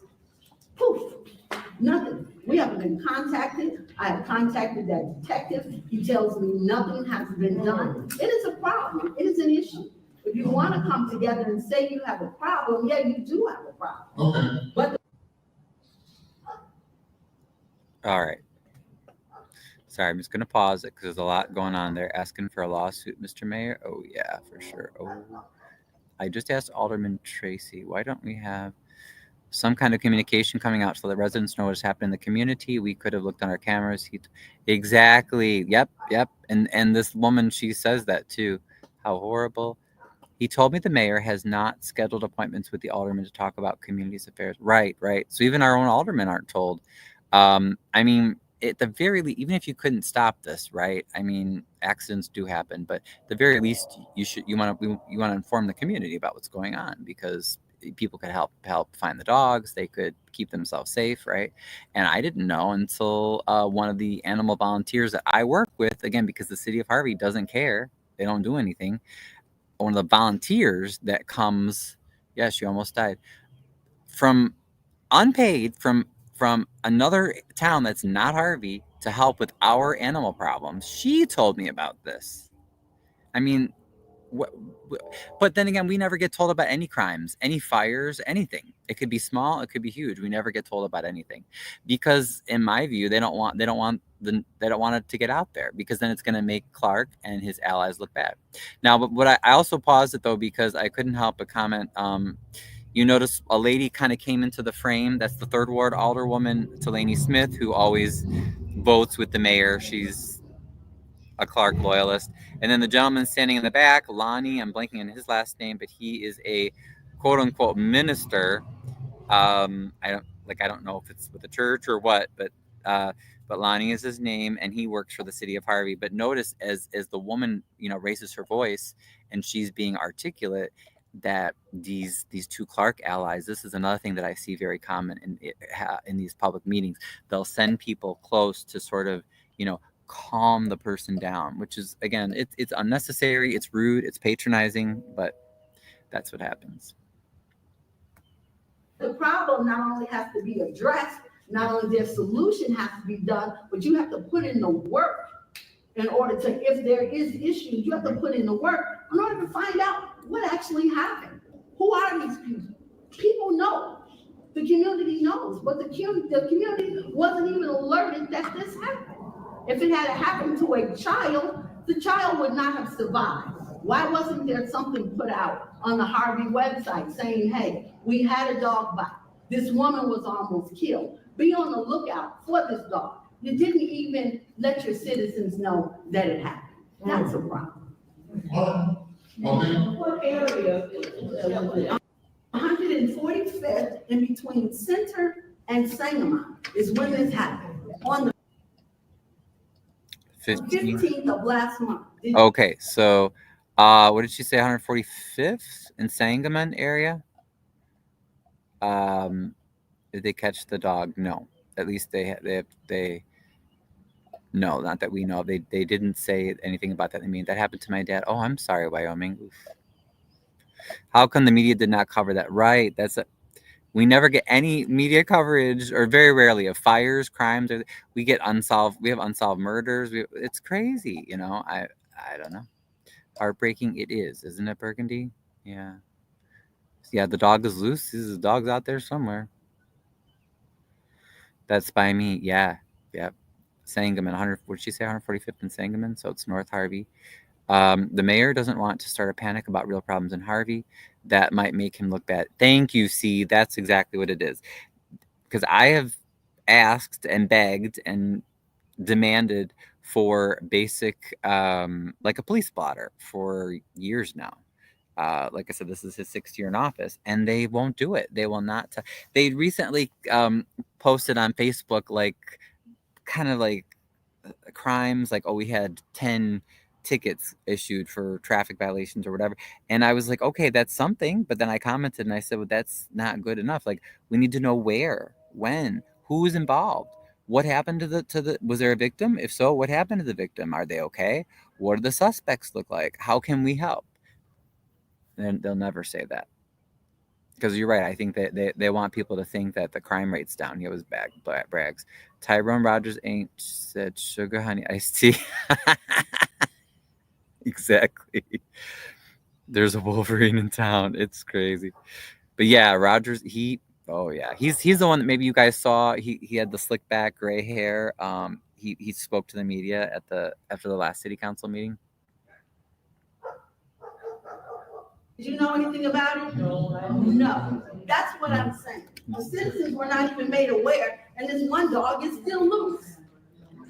Well, the things you're saying are not necessarily true. Now, wait a minute. Wait. Did you hear that? You have a citizen that has just been traumatized. Hey, let's give Clark the benefit of the doubt. Let's say maybe she didn't say the right thing, okay? Let's say maybe the city didn't do anything wrong. Still, is that the first thing out of your mouth in public after she shares her story is, well, some of the things that you were saying, aren't necessarily true. What kind of leader are you? What kind of leader says that? I mean, do you guys think that's an appropriate way to respond to someone that, they've been a victim to a tragedy? I mean, I don't know how heartless you could be. Yeah. Oh, sorry. French, we had a bear running around. Oh, you guys have bears. Oh boy, that's a whole other thing. Oh my goodness. Here to Wyoming gal, it happens every year, but the bear never attacks somebody. Oh, okay, well that's good at least. How Paul Roberts? Hey Paul, how are you? How easy is it to get a FOIA answered in Harvey? Is there FOIA officer certified name? It's Liliana Gonzalez. She is the deputy clerk. I don't know if she's certified. That's a good question. But anybody can email her. Please send FOIAs. They usually will fight you. I have a few pending lawsuits right now for unanswered FOIAs. 145th and Sangamon's the same block they found a body in a big. Oh, really? Oh, Diana, you got to spill the tea, girl. You have to come on and tell us if you know something. Gaslighting 101. Yep. Oh, black bear an hour ago. Yeah. See, you guys, you must be like definitely in the wilderness. Let's talk about the unsolved murders. Wendy said, like, yes. We could do like a whole series on those. Maybe the dog can get the FOIA for you. Oh my God. They said that in the meeting last week. Wait, what did they say, Diane? What did they say? About the body found in the house there? Okay. So anyway, but I just had to point that out because I'm like, how cruel can you be to your citizens? That's the first thing you say is, oh, well, you're actually wrong. Like, dude, her sister just lost her foot. That's the first thing you're going to say in public?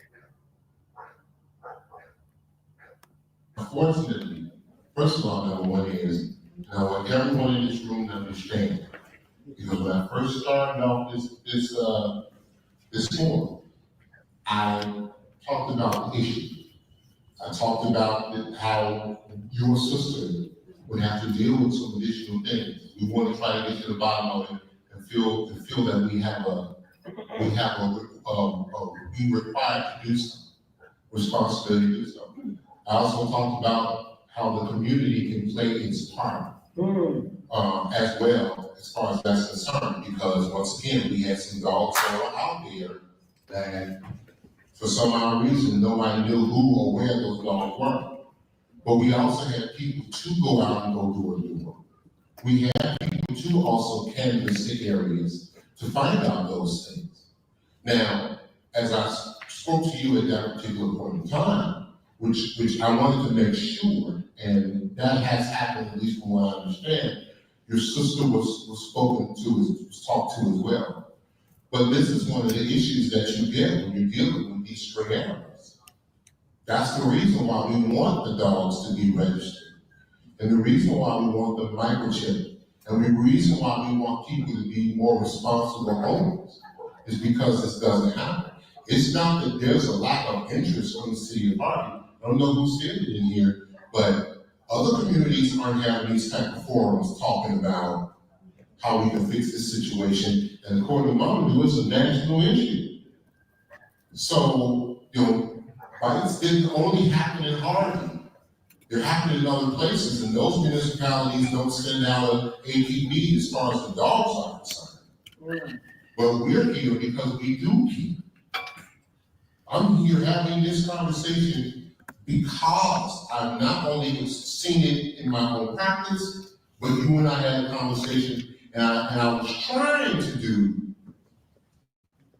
what I thought I could to try to help the issue overall. I do understand the frustration, and I really do. But the bottom line is we are trying to do something, and we're trying to do more. And we're going to continue to try to do more. But the one thing for sure is, this is also a people problem. And it's unfortunate, but it just is. So we have to work together as a community to try to prevent this from happening in the future. But I don't understand. And there's certain things that I'm just going to be honest with you. I don't know about the police department because I haven't specifically asked them the specific details. But my thing is, and like I told you, we have enough information from this situation to try to do the best we can to try to resolve the issue. And there has been all hands on deck. Am I right, Kate? The thing that I told you when I last saw you was that your sister's going to need healing. See, okay, sorry. There's so much here, you guys. So let's how would we rate Mayor Clark's response to this? I noticed some comments there. I know Berg said, tell me he didn't just say that. Yeah, I mean, it's pretty crazy that you would just start off telling someone, no, you're actually wrong. It's like, dude, even if she is wrong, like, listen to her, like, let her speak, You're talking, someone, friend, she mentioned rabies. That's crazy. She lost her foot. And then about a lawsuit. Yeah, Diana. Property taxes will definitely go up. Oh my God. As if we need that, right? And yes, do. Did you notice that in his comments throughout the whole meeting so far? He's like, well, we're going to try to fix this. We're going to try to do better. Just do your job. There's no trying. Who's the Harvey Village attorney to handle pending litigation? Oh, Lord. I'll tell you what. The attorneys that the city typically uses are from the firm Ansel Glink. Ansel Glink is the law firm, the same law firm that the Speaker of the House, Chris Welch is his name. He took over. Some of you might know Mike Madigan, who used to be Speaker of the House for decades, and he's in a federal corruption trial right now. So Chris Welch is his protege, his mentee. This is the law firm that he works in. He and the law firm were Christopher Clark's biggest donors for his re-election campaign in 2023. So, and then they are a big name in municipal law. Ansel Glink is the name. They usually handle the legal stuff for the city. So this goes a lot higher than Mayor Clark, as you can see. You gave him a 1. Tracy says negative 1,000. Right. Does anyone believe that he understands? Right. It doesn't seem like he actually understands or cares to me. Just do better. He is disconnected from the residents. Right. Yep. He was found guilty. Oh, did they rule on that already? I didn't know if they ruled on the Mike Madigan trial. But yeah, so Mike Madigan's protege, who is now Speaker of the House, is the biggest, gave thousands and thousands of dollars to Clark in 2023 when he ran for the second time, because we all thought he wasn't going to win, even though the guy he was running against, McCaskill, that we're going to see in the next video, is also, has had a lot of issues and isn't necessarily a good choice, I don't think at all. But yeah, so it goes higher. Speech goes off the rail. All hands on deck. Is that what he says? Let's listen. Regardless of what the city of Harvey does or does not do, your sister needs healing. Okay? She needs prayer, she needs strength, she needs her family around her. And that's why I told you, okay, I got this. Because I wanted you to be able to focus on your sister. Yeah. Just left them to come here. There you go. Okay? But if we can't find a dog, we still can't find a dog. That won't change, unfortunately. And I'm so sorry because I don't want to see it. But unfortunately, that won't change that situation. Now, what I am is I'm tired of seeing it. And I'm hoping that there's enough people in Harvey that's tired of seeing it. And maybe if we all come together to actually do something about it, we can prevent this from happening. Maybe. More eyes and ears. But it's not, it's not the city diminishing or negating what happened in this particular case. Like I said, once again, let's go back. So I have to stop him again because I have a question. So when there's a problem, we all have to come together. That's what he's saying. My question is, when we want to know where the money's going, when we want to have our input taken on important decisions in the city, then you want to have us arrested, ticketed, escorted out of meetings, harassed. So you want us to help when things look bad for you, but when it comes to telling us where the money is, deciding how to spend the money, things like that, then you don't want to hear from us. I mean, does that sound about right?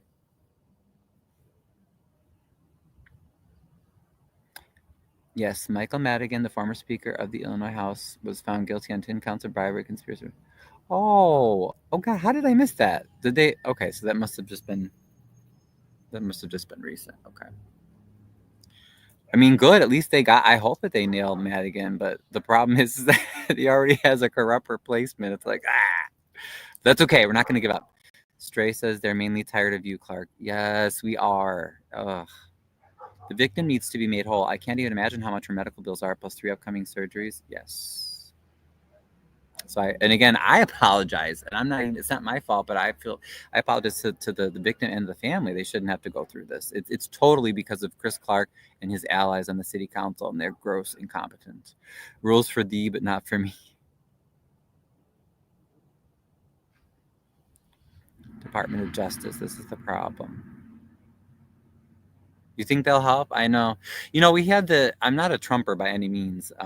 I'm more of a leftist myself, but we've had the Chicago Flips Red Ladies come out to Harvey. I think they're going to come out to our next meeting too. And they always threaten that. Yeah, they're like, we're going to have to get the Department of Justice. It's just so sad for me as a registered Democrat and as someone who, calls himself a liberal and believes that government programs can help people and can be done well. When you see such blatant corruption, it's disappointing. And then especially when I don't hear other Democrats speaking out against it, that's really what gets me. That type of love y'all want. They want to have a meeting because they got dogs. They tell me to have a meeting, they got them too. I had quite a few dog bites in my practice, and they all were not in Harvey. Okay, but we're taking the time to work together so we can figure it out, how we can get better as a community. And I told you also, I didn't like the perception of the system. The perception that we got from some of the officers, remember?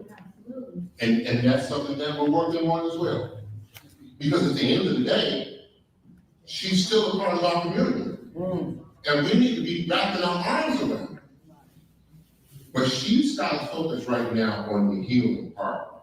And that, unfortunately, is something that we can't do that work for her. And that's what she needs her family, that's what she needs her friends. So I don't know how you guys feel about this, but do you notice even when he's trying to comfort her, he's still talking down to her and telling her that she's wrong?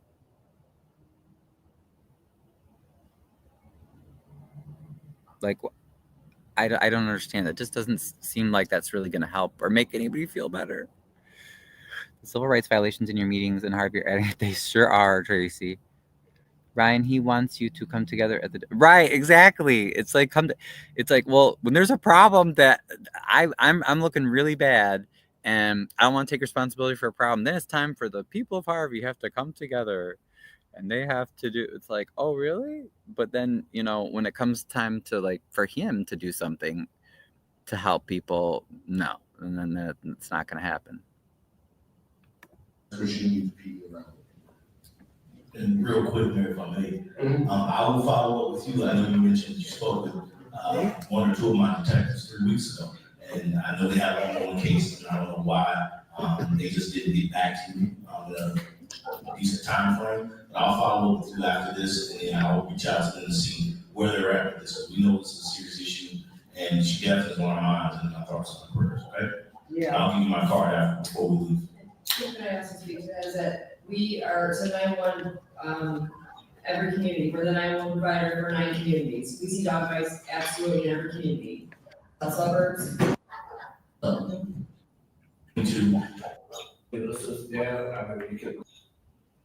it's in our website. Dog is from. Okay, and then they I'm registered independent. That means conservative. Yeah. I feel you. I'm definitely more independent. Like I lean leftist. I lean left, but I'm fiercely independent. So I disagree with everybody, with people on the left and on the right on certain issues. I think it's important to be a critical thinker. That's so much more important than party loyalty. Very condescending. Right. True lack of compassion. Yes, I noticed that.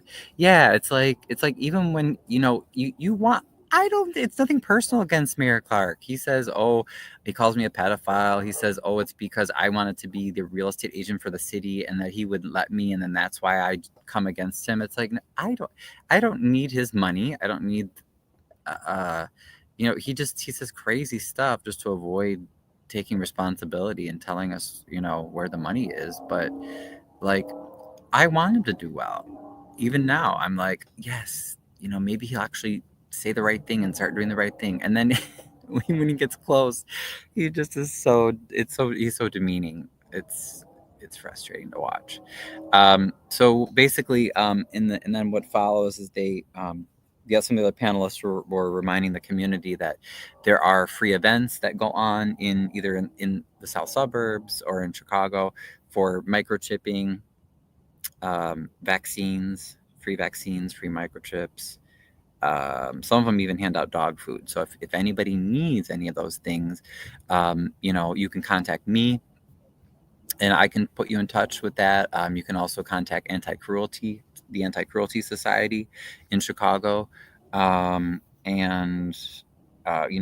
would probably honestly have more information than Harvey Police. They might, you never know. But a lot of times if you call, unfortunately, they don't seem to have much information. Then they discussed possibly having an event like a vaccine event here in Harvey. The problem is, I remember the last time there was at the Harvey Police Station, they had a free event. I think it was Anti-Cruelty, or I don't know if it was the South Suburban Humane Society that hosted the event. And the issue was, I don't think it was one of the organizers, but someone told me they were very frustrated because they asked Harvey, the city, and the police to share about the event, and they wouldn't share about it. So you see the frustration, like even when other organizations are like, basically they're like throwing aid at Harvey, like they can't, the city is not even, Clark and his staff, they don't even care about cooperating.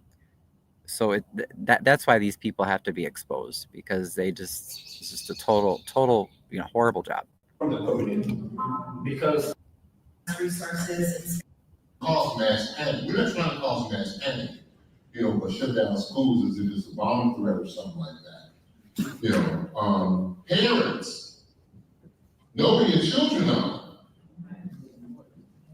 Okay, that might be a good idea, but we don't alert the school district. If it was like a rabid animal, if it was Cujo or something like that, then careful. I'm not too old to be talking about. Be careful outside. Run with the dog loose. Oh, are you talking about my dog? No, I have a fence. I have a fencing yard. Oh no, yeah, I do not trust. You have to be so careful. And I tell people that too. Like, and I'll walk him. You know, he is a big dog, but even with that, you just never know, right? So I'm always on the lookout. If I were smart, I should probably carry a bat with me or something too. So then the mayor starts talking about a whole bunch of random stuff. So he says, parents, you know where your kids are. Like, about, okay, great, but this is not a meeting about curfew. Cujo. Everybody know Cujo? Cujo was a Stephen King movie about a Saint Bernard that got bit by a rabbit and got rabies and then started chasing the kid. You old. Well, my references, boy, are way off sometimes. You got to read the room, and I totally misread the room on that. But, we really don't, we don't do that normally.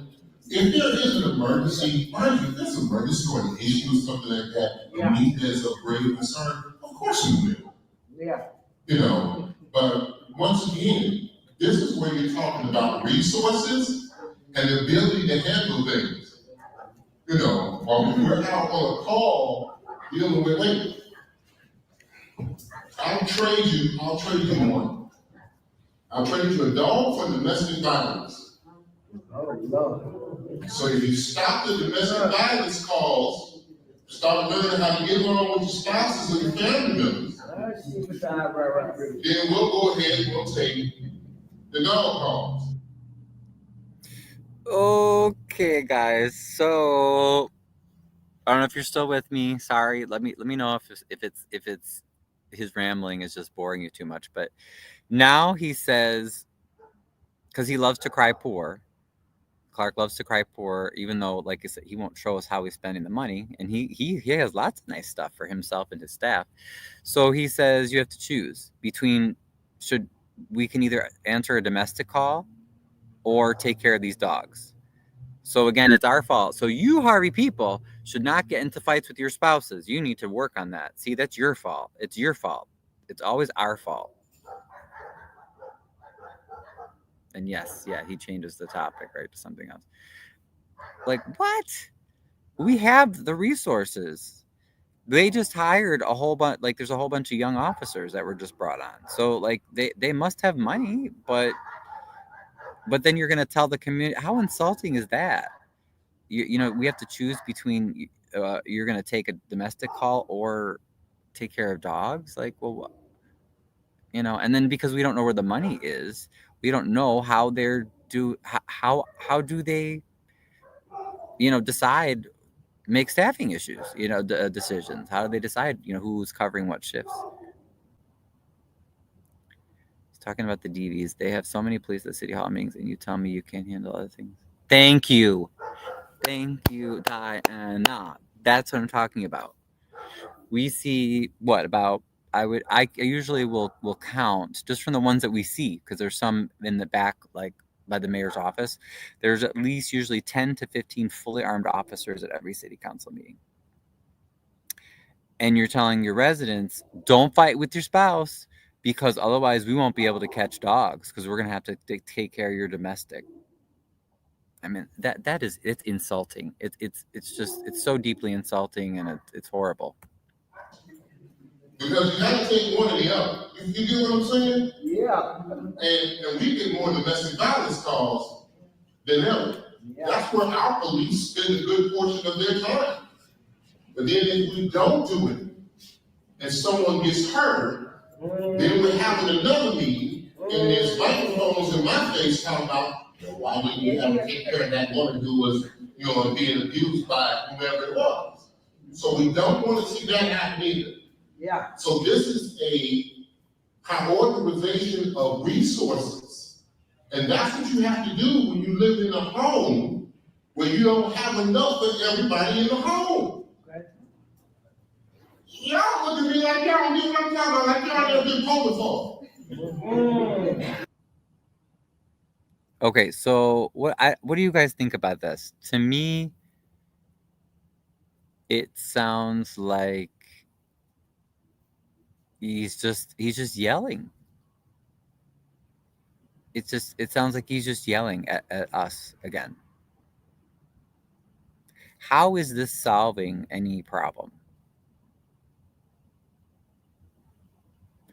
Ryan out in the back in the command. Oh, yeah, I wanted to show you. See, and I have my lights at night. See, I do the best that I can to like actually do, like, I want Harvey to look better, so I try to make my house look nice and my yard look nice, and anyway. And we have a lot of beautiful homes. We have a lot of great property owners here.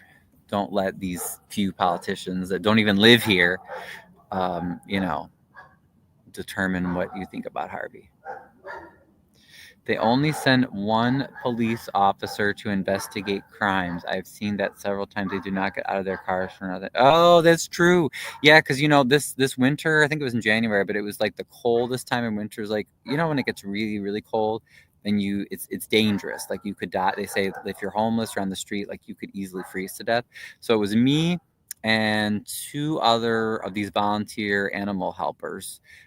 We basically, it was at 115, there's a Church's Chicken at 159th and Halstead. So there was this dog there, and very sweet dog, but we were trying to do all these things to catch it because it kept running from the churches, and they would cross the street. And 159th and Halstead, if you don't know, it is a big intersection, lots of cars.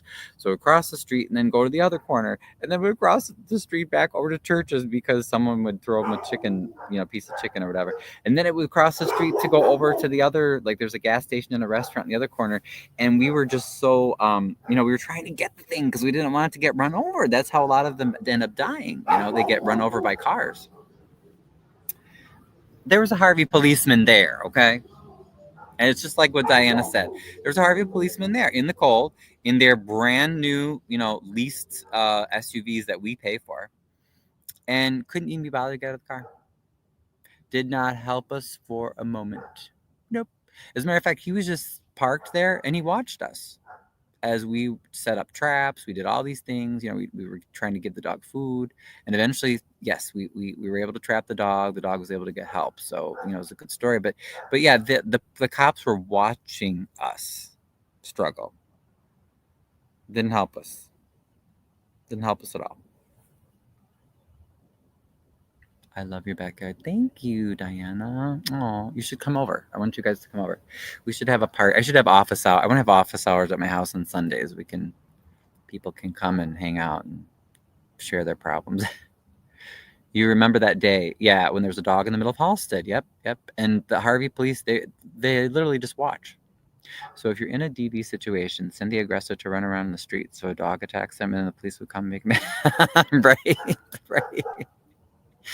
right. I'm like, what is he even saying, you guys? It doesn't make sense. You know it's already won. I won't hand you down for how long? She don't want to talk about it. Okay. He was cold. She don't want to talk about Not poor, cold. what she had to do. So when you're in a city where you only have so many resources, you have to consider those things, and that's why this is. No, I'm not a black man that talks, maybe quite in the same dialect, but does anyone else feel that this is extremely patronizing when you're not talking about how you're going to fix problems, but you're preaching to people about how you grew up po, not poor, and you had to make do with hand-me-downs?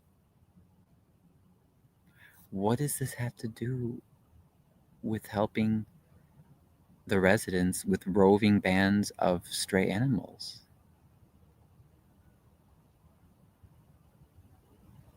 He sounds ignorant. He does not walk these streets of Harvey. Exactly. But it's so, like, so you grew up po? But why are you bringing that up again? I get so lost. It's a community because I know that the community can help. Yeah. And if you expect for the government to save you, see, y'all understand, it don't matter if I'm in office or not. Put me out tomorrow. You're not going to fix this issue unless you get involved.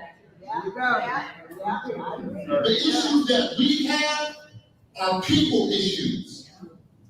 And y'all look to the government. Can you give me some more porridge, please? No! You gotta start doing these things yourself. Now I'll see y'all. Got me with one thing. Trump is sitting up here. I interviewed this morning. I interviewed this morning. Okay, no, I'm sorry, y'all. Y'all ain't with me. But it is my stage. Go ahead. Go ahead. What do you let? Excuse them. Go ahead. What you got? See? There you go. Come on. Now we have a $70 million Kingston Metro system that's supposed to be. OMG, right? He thinks he's at church. Yes. Like, it's just like preach about whatever comes to your mind. I'm dizzy listening to him talk in circles around the subject. Right. And then again, we don't have to watch the whole thing, but then he's going to start going off on, well, we're going to get a $70 million Metro and Pay station. Da, da, da, da, da. But you know what? Well, we might not. What if Trump cuts the funding? And then, what are you talking about? What are you talking about? Wait, we are supposed to be helping the city and pay property taxes to take care of the problems we pay them. Thank you, Diana. Exactly. Like, and then he's like, oh, you're asking for a handout. No, I'm not going to do it. You have to do it. Okay, but then why do you get chauffeured around all the time? Why do you get 24/7 security? Why did you go to Las Vegas last year? Why don't we see any of the receipts for how you really spend our money? Why don't you take citizen feedback on anything? Like, you sure are really comfortable spending our tax money, but then when we want something for our tax money, you don't. No, nothing. Yeah, now onto the train. The train station does not do anything for the neighborhood. Right, exactly. Yeah, because then he brags about the new Sibley station too. It's like, okay, dude, that was Metro. It wasn't you. You didn't do it. Okay, it ain't gonna happen. Blah blah blah blah blah. So he's just preaching. Okay, they had some other questions. Technically, yes. That's why when we advertise it and when we put out, when I made the robocall the other day, and everything else we did, when we advertised the community solutions meeting, we said that it was about, it was about animals. So that doesn't necessarily mean dogs specifically, but if by chance someone has a question outside of the dog camp, we only had one. And then for 15 years, animals in the street. That's a biohazard. But who makes that animal? Me? Well, because public works. Really already know public works didn't. Someone had asked a question about, when usually, my understanding is the number one cause of death for these animals are being, killed by cars. Then one of the volunteers was telling me they also will get hit by trains a lot, because I guess they'll tend to follow train tracks. If your dog gets lost or your cat gets lost, they'll often follow train tracks. I did not know that. So he was asking, okay, well, so if they get killed, whose responsibility is that? And again, why, Mayor Clark, why are you asking that question? You're the mayor. It's public works, or, it's something have to do with the city. Like, the city should be taking care of that. That's what we pay our taxes for. Public safety is obviously not a concern for him. Right, Tracy? Yep. It is not. See what? I said that's usually when I drive by and show up, and a dog usually appears in front of me. So, but no, it's a hazard. No, deceased animals. Yeah. Oh, disease. Yes, deceased animals. So usually with, I know that historically with other communities and that I deal with, Chicago, is public works. Okay. So, right. Look, no. Now we'll go with them. That's my issue, and look, and just so y'all know, y'all got good public works department. Okay, and I don't care what nobody says. Because when you got 6 inches of snow, your snow is clear, and everybody else around you still got snow on the ground. I'm telling you. Okay, so now at this beat, now he's talking about clearing snow, and you heard even though he has a lot of his like paid supporters in the audience, you know, that his little amen corner, but a lot of people giggled when they said, "Oh, the Cook County guy said usually Public Works will pick up dead animals if they're on the roadway or whatever," and people giggle because they're like, Public Works and Harvey, what do they do? And then Clark wants to say, oh, but they plow the roads. Like, dude, no, you know they do bare minimum, because he uses the money for other stuff. If a dog is killed on the metro train tracks, wouldn't that be a metro issue? Yeah, I guess so. I've actually never seen an animal that was killed by the train, but one of the volunteers, when he said, well, what happens when, you know, we have a dead dog like in the road, and actually she's the one that said, well, I take care of it. That was another one of the volunteers, you know, that they will often step up, but they're not paid. But yeah, she told me a lot of them are killed by trains, and that's typically not usually a city issue that I'm aware of, but I don't know, could be wrong on that. So, you know, maybe I don't know what be going on, but we got really good public work, and they're willing to do it. But I need to make sure that we're doing it and we're doing it properly, okay? Because it's still a biohazard, you know. Because it's still a biohazard, okay? But like, what? So do your job. Like, your job is to have the city staff. Like, if you have a dead animal, they need to take care of it. How hard is this, Clark? How hard is this? But again, anything to distract and not fix the problem. Oh, Foxy, to Roxy. Oh, thank you for coming on. Please share with your other folks that you guys were on the other day, and I'm forgetting their screen names, but sorry for being late. I'll catch up on replay. Is it okay to use some of your video? Yes. Oh, definitely. Yeah. I try to put my watermark in there too, just so people know it's from Harvey Historical Society and then Ryan's Case Chicago. They're both my groups. Does Harvey have a public scanner? So they said early in the meeting that yes, that the county, I think, or anti-cruelty had donated scanners to Harvey, but I've never heard of the police department using them. So I'm not quite sure what happened to them. So we have to make sure we have the proper. So I'll look in on that. I have one more question. Yes. I got a grand dog. Oh, okay. Of the hospital. Yeah.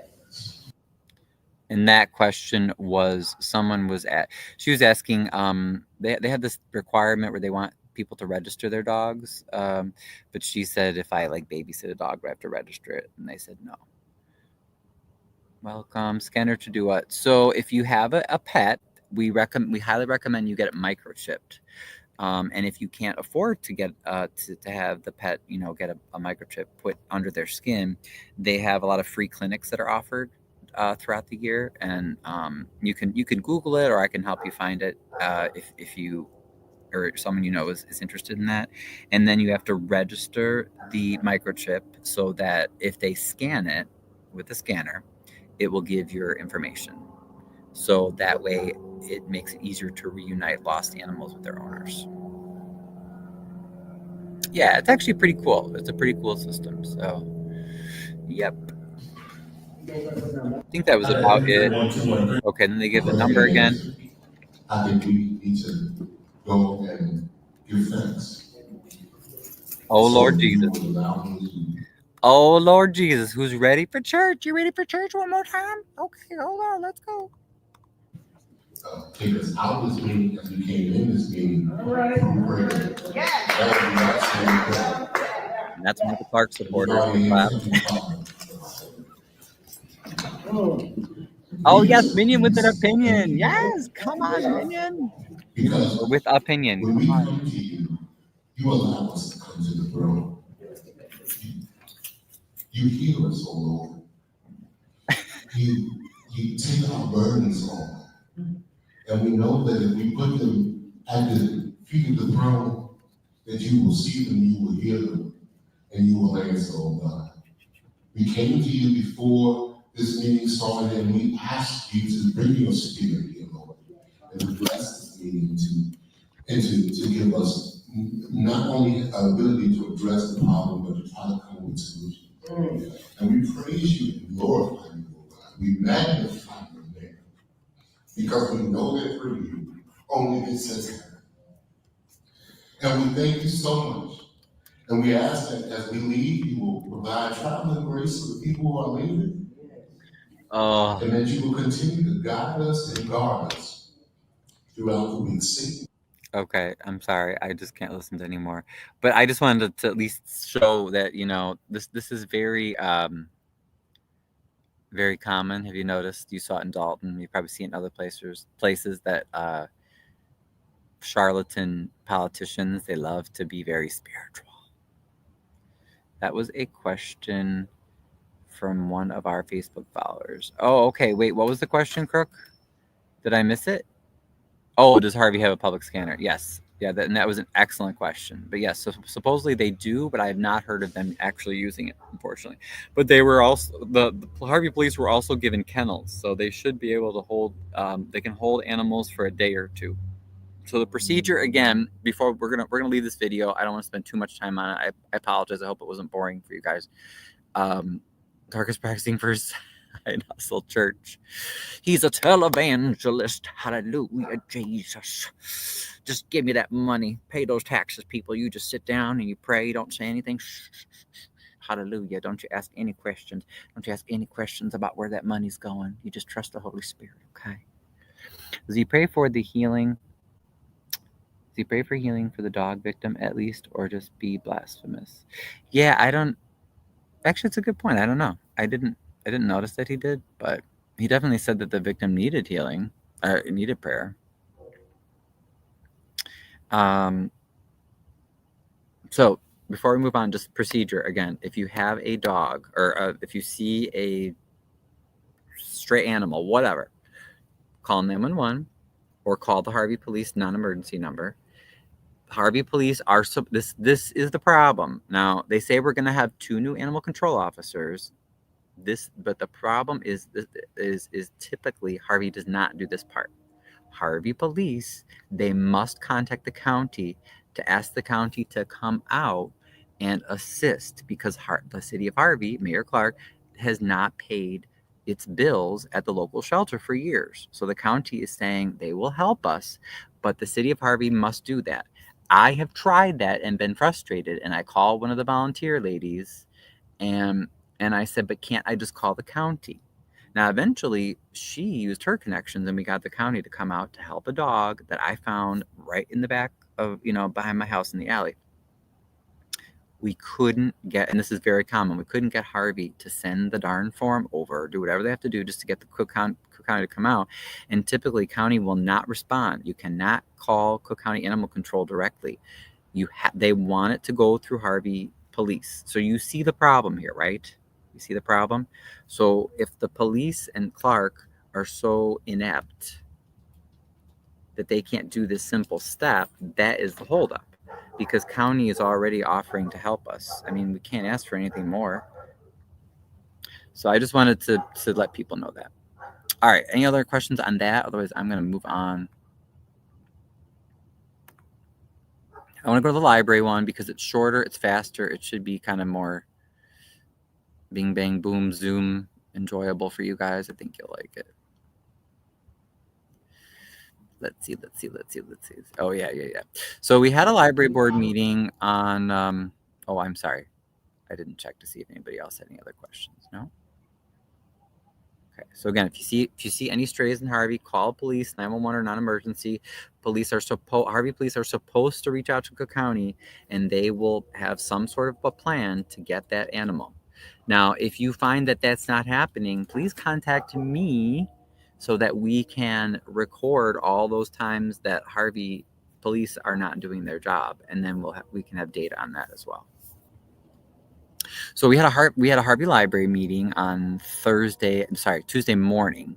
Very unusual to have a board meeting at 9 a.m. in the morning. So I was asked by a few people to cover it, and luckily, since I do real estate, I have kind of a wonky schedule. I was able to do that. Basically, you have Anthony McCaskill is the board president. His daughter, Amari, was just elected, but not in a straightforward manner. It was really messed up. But she was just elected to be on the library board. His wife, Keisha McCaskill, is a consultant, is a paid consultant for the library. Keisha McCaskill was also appointed recently to finish out the term of 5th District Cook County Commissioner, because Monica Gordon, she ran for county clerk and won. So we have Anthony McCaskill and his wife Keisha and his daughter Amari. So the three of them are involved with the library. And then if you go to the Harvey Park District, you have Amari McCaskill, their daughter. You have Aaron McCaskill, their son. They are on the library board. Okay. Yes, it's a family affair. I'm like, sorry, let me know if this is too hard to follow. But so the two McCaskill kids are on the Park District board. Sorry, not library board, Park District board. And Keisha McCaskill is the executive director. She makes, I think, around $70,000, but she's the executive director of the Harvey Park District. So we have the Harvey Park District, we have two McCaskill kids, and we have their mom on the board, and then we have their mother is the executive director of the Park District. Now, on the Harvey Library Board, you have the husband, Anthony McCaskill, as the president. The daughter, Amari, just got elected. And then Keisha, the wife, is a consultant. The McCaskills are working to take over Harvey. Right. Yes. So it's unfortunate, but yeah, and remember now, Anthony was the main opponent for Christopher Clark when he ran in 2023 for mayor. But this is what a lot of people for communities like Harvey, they're like, well, it's your fault, you stupid idiot voters. Why did you vote for him? Well, because of the way, and partially because of the way the system is set up, and new people often get intimidated when they want to run and things. We had the choice between two not good choices for mayor. Keith Price and his wife still in the library. Keith Price's wife, Tamika Price, is still on the library board. She was absent from this meeting, probably because she was working, because they called the President McCaskill called the meeting for 9 a.m. in the morning. It's like people are working. But Keith Price is not. Keith Price was, to my understanding, you all may know Keith because of his involvement in Dalton. So he was working at the food pantry under Tiffany Henyard. He was an alderman here, and he served on a few different boards in Harvey. But because of some issue, I think he owes the election board some money or something, but he was not eligible to be elected. So when McCaskill took control of the library board, they bypassed that and they appointed Keith Price to a seat. And now I think it's that same seat that Amari was just elected for, because someone had vacated it, and so they appointed. But you see what I mean? How it's like they do things that it's not necessarily illegal, but it's like right on the line. It's like, but he can't run for office. So how were you able to appoint him? Anthony McCaskill ran against Chris Clark for mayor, correct? But McCaskill lost. Yep. And yes, Keith Price was over Thornton. I wonder if he's still work. No, I think he was fired from the food pantry. I'm not sure. So that's just to set the stage. So they called this meeting, and now they had disagreements about who they wanted as treasurer right now. And I don't know if she's on right now. Wait, let me look to see if I can see the lists. It was about 30K. That's what I thought. Yes, thank you, Crook. Yeah. Shady stuff. And Berg says interesting. Oh, good, Burgundy, you're still there. I was hoping we weren't boring you with all that long. Because Clark, he says a lot, but it's not really saying a lot. I want to see if I'd really love to get Chappelle to come on. Can you come on? Okay, we'll see. I'll text her. I'll shoot her. I did call her earlier. Oh, your work shady stuff, Tracy says. Yes, that's what I mean. It's very like what? Like how did Keith get on that board? You're working on dresses, Burgundy. Oh, your next video. Please check out the Lansing Journal article on this week's Thornton Township meeting. Oh, okay.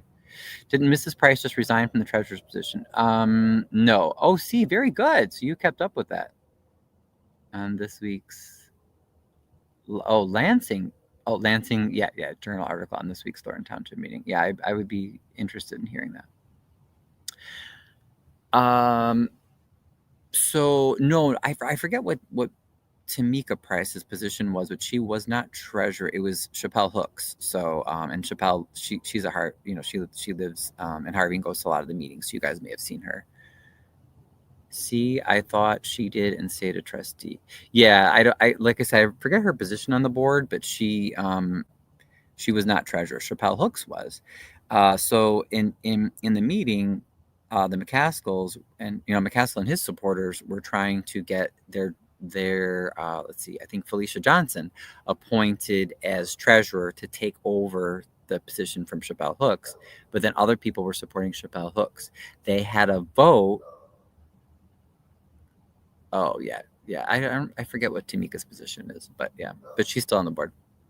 So they had a vote. It was tied 3-3, I believe, for Felicia Johnson. So that didn't go through. And then they took a vote on Chappelle Hooks, and that didn't go through. So what happened is that they were arguing because they were like, okay, well, fine. Well, for the moment, then Chappelle stays treasurer, but McCaskill did not agree with that. So they were arguing, and I made just a highlight video of before Chappelle, February 17th meeting. Yeah, that would be good. That would be good to check back on some of the older meetings. And then we have Shawana Morgan. So I did a highlight just to show that she's trying to sort of stand up and get information from McCaskill. Robert's Rule of Order. So can you tell me where in that book is that located? Usually. Your backyard is oh, thank you, Burgundy. I'd love to have you. Thanks for covering Harvey. This is very interesting. Yes, I know. Hey, if I can help to get people interested in learning about it. Yeah, do you see my different lights? So they change colors too. So, and I have a fire pit, so we could make a fire one night. Can you guys hear though? Shawana Morgan's a little bit quiet. Let me know if you can hear her. Usually, if the motion is deadlocked, whoever was in that position remains in that position until a certified vote. Not if it was vacant. So the seats became vacant. When did it become vacant?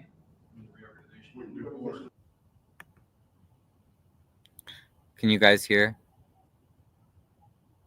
Tamika Price resigned as treasurer. Oh, did she resign then Chappelle took over? I think Mrs. Price stepped down as board member but retained her purpose. Yeah, no, she's, as far as I know, she's still on the board. Audio and video A+. Okay, good. I just wanted to make sure you could hear. Good.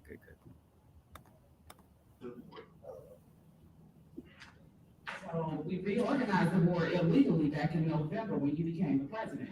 Because it was, according to our bylaws, reorganization of the board only occurs when there's a qualified election and we have new, and even our bylaws. Would you like me to find the page for you? Since you got the bylaws, explain to us when we vacate the seats, reorganize the board, the election. Oh, no, I asked you a question, so my question was not answered properly. I don't have to answer, I asked you. Okay, so again, in case you're not, you don't know who's speaking, that's Shawana Morgan. So she is a board member. And she's really done, I don't usually follow the library very closely, as closely as city council, but I know I've been to meetings and she does a great job at just trying to get basic information about how they're spending money. And we've had very similar problems on this board as far as people just not being clear with how money's being spent or how decisions are being made. Cook, that's right. She stayed a board member and stepped down from the other. Yes. She's still a board member. Yes, yeah. Tamika Price resigns as Harvey Library treasurer, exiting that role, not the board. Ah, okay. She may have had, yes, yeah. So I don't know if it was really because of work that Miss Price couldn't show up or what, but yeah, had she been there, she would have been the deciding vote for treasurer. So that's why they ended up having to they called another meeting on Thursday. And then the other voice you hear, that's the President McCaskill. Question. Our attorney can't answer that question. We're moving forward legally then. You always come in with this illegal, if you start doing these accusations. It's illegal. How is it illegal? Our meeting right now is illegal. She's no longer the secretary. She is. So give her the stuff so she can take the notes. No, it's not illegal. It's called. Okay, so they were arguing because they had voted for Amari McCaskill to take over as secretary. That vote did go through, and Trustee Morgan was saying, okay, so if she's the secretary, then have her take notes, and then McCaskill's yelling, and et cetera, et cetera. Doing what's right. We can't afford to lose our library because we're doing what's wrong. So we got an attorney who can't even tell us where he's getting things from. I mean, I'm just keeping it real. If we're going to say something, we need to be able to back it up. We've got people here that want to know. Trustee Morgan, have answered your questions. No, you didn't. You came up with your questions as it relates to the OMA violations that previously been alleged. The board is in compliance with the OMA violations. No, you haven't. No, you haven't. And you're still not in compliance. Okay. I'm not into politics. Well, you play politics. When you vote, yes or no. Okay. I'll pause there. So I'm sure you guys noticed similar things, right, that you've probably seen in Dalton. Maybe you've seen it at Harvey, you've seen other places. Lawyers just not doing their jobs, right? KP was surprised. Was he? They're notorious for pulling stunts like that. Yes, that is very true. But the lawyer is like totally like, not doing his job, doesn't know anything. You've seen that on other boards. I often tell people, I feel like these lawyers get hired by the majority on the board, and they become like the personal defense attorneys for the board members, and the board members just say, look, this is what we want to do, whether it's legal or not. And then they tell the lawyer, here, just basically make it happen, excuse it, make it possible. And instead of the lawyer, to me, I'm thinking, well, if you took an oath to uphold the law as a lawyer, shouldn't you uphold the law?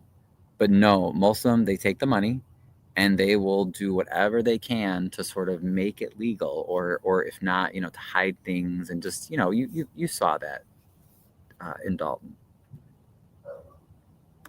I told you to know because I'm going what the paper is saying. If you don't have enough evidence, hold on, it's not political. It's not political. It's about what's right. Are you elected official? It's about what's right. No, that is not about politics. I went to school for political and justice studies, have a master's in that, but this is not about politics.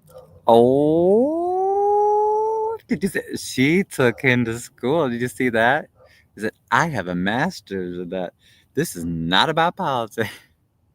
And she was disagreeing with him. But I give her credit. She's trying to stand her ground to say, we need the information. We've got to do this library right. We have people here that want to know the information. And it's just, they're not getting it. Lawyers, billable hours, chaos, or not. Right, exactly. So they don't, I've seen so many of these municipal lawyers, they don't really care about the law. They just do whatever they're told, as long as they get paid. It's about our people in our community and doing what's right. And what's right is if we don't have the proper stuff, it's not about what she feels is right. We have to take all of that aside and do what's right for the people. So there's a motion and a second for and we still have questions. And you just want to rush us on. It's not rushing us on, but it is. It's just amazing. It's amazing. I'm still talking. Can I talk? Can I finish what I'm saying? You said what I'm saying. So you might go back. Okay, and I just have to stop this. So, for all the women in the audience, now we've seen this with Colby, we've seen this with so many people, but for how long did women have to fight just to be able to be at a table like this? To be able to even have a chance at serving on any board? You would think that we were beyond this, right? But no. We have a man in power that's shouting down a woman who's, not unlike the situation with the mayor and Colby. I mean, do you hear her asking anything unreasonable? To me, it just sounds like she's asking for transparency and asking for information. But it's crazy that even with other women at the table, not, saying much. Chappelle did take up for Miss Morgan, but it's like, did feminism even happen? You know what I mean? It's like, woman, sit down and be quiet and just do as you're told. It's crazy. Our tax dollars hard at work. Yep. That's what you're doing. This information was emailed out prior to May 8th. Being disrespectful. I'm being disrespectful. You are, because you won't allow me to finish my statement. You just want to talk. Let me finish but you know what? Have fun with it. You gotta ask the God, not me. And I do every day. You gotta ask the God, because the wrath of God is nothing nice. And that's why I'm successful. That's why I'm successful. The wealth of the wicked is made up for the just. Because I pray every day. I'm God-fearing. If you were God-fearing, you would be doing what you're doing, President McCaskey. Oh, so she got so frustrated. Miss Morgan got very frustrated and just said, "Great live, Ryan. I will catch up. You're doing great. Oh, thanks, Burgundy. I appreciate you." So Trustee Morgan just says, like, well, she's like, I'm gonna leave it to God. And I wish she would have kept fighting because she was doing great. She was really trying to demand that transparency. And then McCaskill says, "Oh, I am God fearing. That's why I do so well." And she's like, "Well, if you were, you wouldn't be doing what you're doing." I wonder if that was a Freudian slip when she says Treasurer McCaskill. I mean President McCaskill. Who's really controlling the money, right? Please let God fear. God, you gotta ask God. Can she pray God? He'll let you know. Yeah, roll call. To do anything prior to right now, so why? We have not had a treasury report in the month of April, and now in the month of May. So what? But we didn't have one prior to that. We didn't have one when you were the treasurer. You wanted to postpone. No, we postponed because at the time we didn't have access to all my. And I would say we have everything right here. Moving right forward. So there's no treasury. Okay, so that is. Do they really live in Harvey, McCaskill? And I don't know. I believe their address is in North Harvey. I don't know. Sometimes, yeah, I'm told Mayor Clark does not live in Harvey for sure. I've heard that other politicians don't, but yeah, that would be that's a good thing to get more information on. So I don't know what you guys think. All this ruckus in the library board meeting. Yeah. So I don't know what you guys think. That was just, those were the highlights from it. I mean, there was a longer meeting, but I just made that highlight video so you could see they were going at it, the two of them. But basically it comes down to the same thing, right? People not wanting to show where the money's going. Then I find out after I covered that meeting. Now I covered the animal meeting on Thursday night. At the same time, they called another meeting that Thursday, just a few days ago, and of course they ended up getting. I think it was Angela Taylor flipped her vote, but anyway, one of the people, the vice president Angela Taylor flipped her vote, I believe, and they ended up voting in McCaskill's choice for treasurer. So Chappelle Hooks is no longer the treasurer as of Thursday. So now it is, I think Felicia Johnson, I believe, is the treasurer. So we'll see what's happening this week in Harvey. That's a good question. Oh, as far as now, don't forget tomorrow is a holiday, so we don't have anything tomorrow. But let me take a quick look to see. We're gonna have the only big thing that I have noted so far is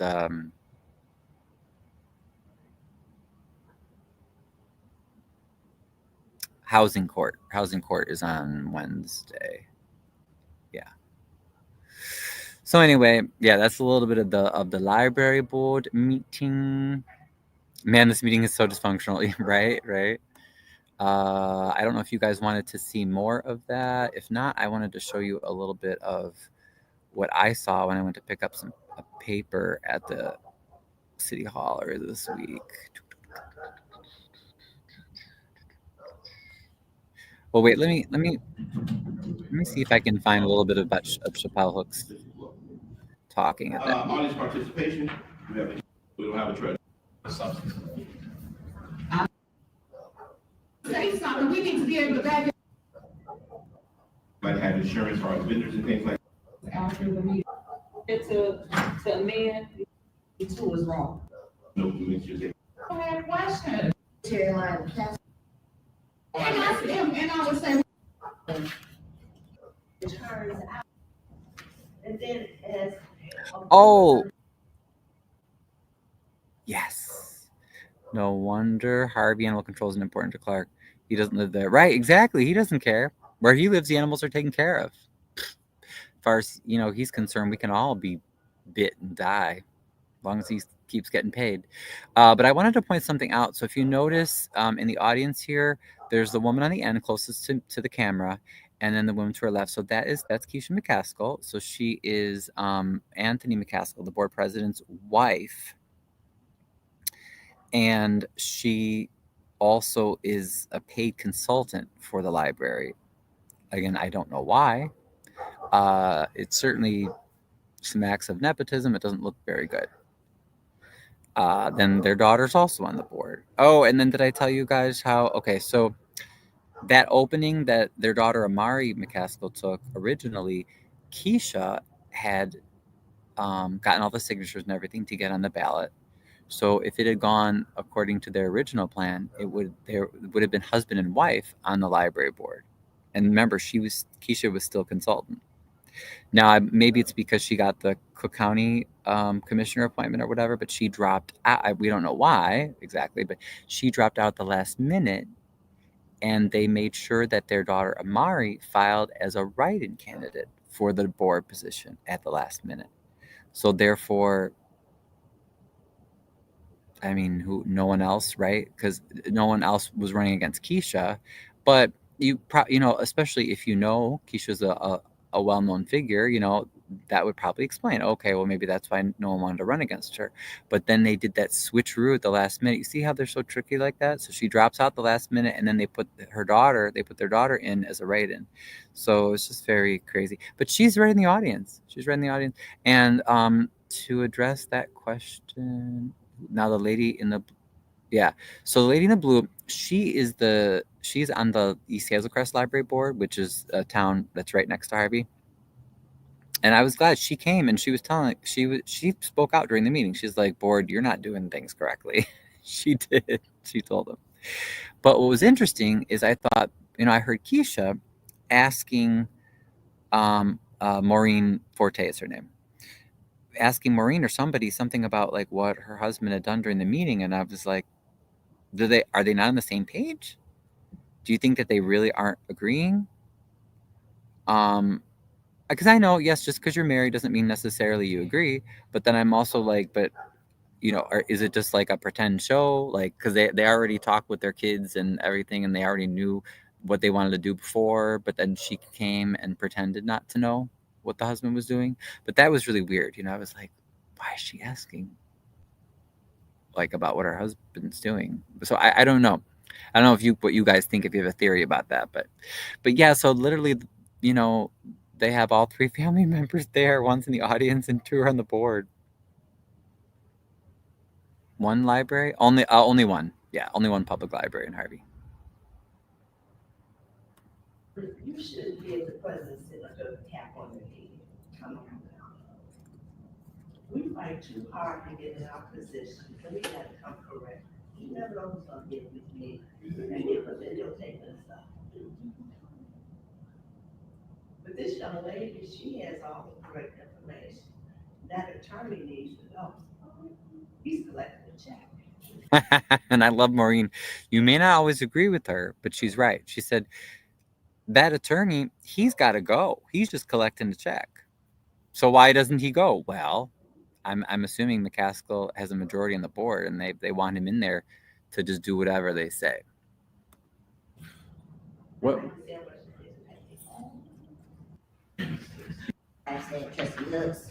Okay, I know there were some. Oh, and at the end, look, I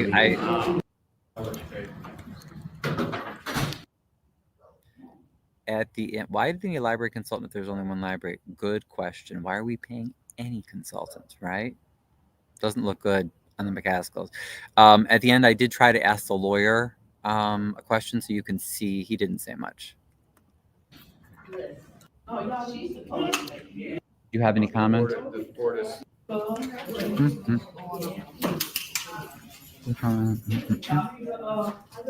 you the attorney for the board, did you want to make any comment at all about the? I know there were some questions about the legality or whatever they were asking about some legal questions. Did you have any comment? Say again. I'm sorry, I don't understand what your question is. Did you want to comment on, I guess, some concerns were raised as far as maybe some of the proceedings weren't done legally or something? As it relates to the questions, I think they were adequately discussed during the meeting, and the board complied with the requirements of the Open Meetings Act. Okay. Okay. Thank you.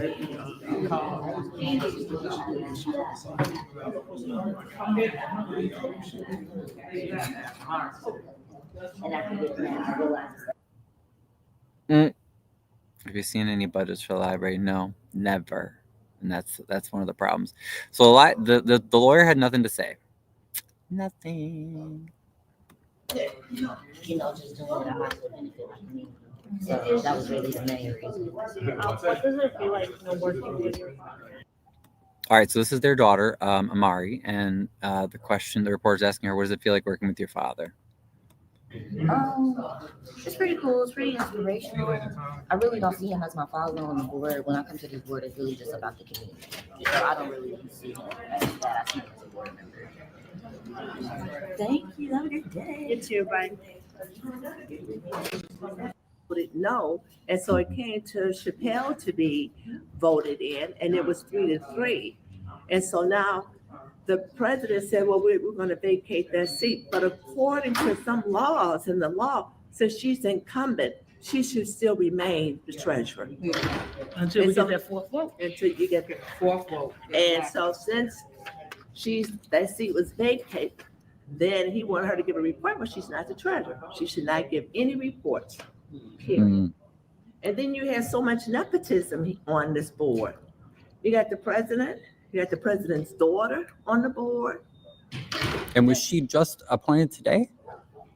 No, she wasn't appointed. She was a write-in. She was a write-in. Oh, okay. She was the only one on the list. So that's Amari McCaskill. And we have Anthony McCaskill, who's the president. We have Keisha McCaskill, who's also the Cook County Commissioner, and she is what's her position? Okay, so she's a consultant. Now, was there something about a son I heard? No. Who was it he wanted to appoint? Okay, yeah, so that's about it. She's a Sydney supporter. Oh, Marina's? Okay, I didn't know. Yeah, so that's that. So that's the library thing. I wanted to show you guys, there was this crazy, I have to go it was a live, I guess, right? Yeah, man. I've been hearing stories about that. Where did the young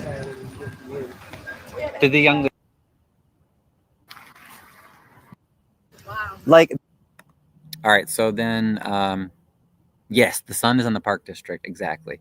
So I went to pick up something on, was that Friday then? Maybe that was Thursday. I don't remember.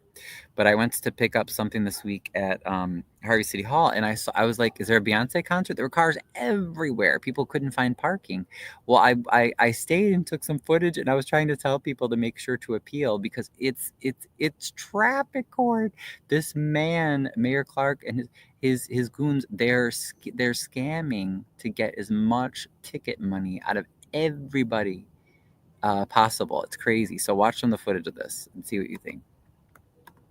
This is and I was telling people it's a scam. Like, fight your tickets. The city is trying to scam you out of money. This is not even about safety. I'm sorry. Okay, so I'm live. Hey everybody, I'm live. This is a huge scam. This is what happens. As you can see the police are here. But look at all. I just came to pick up a permit at City Hall. Look at all the cars.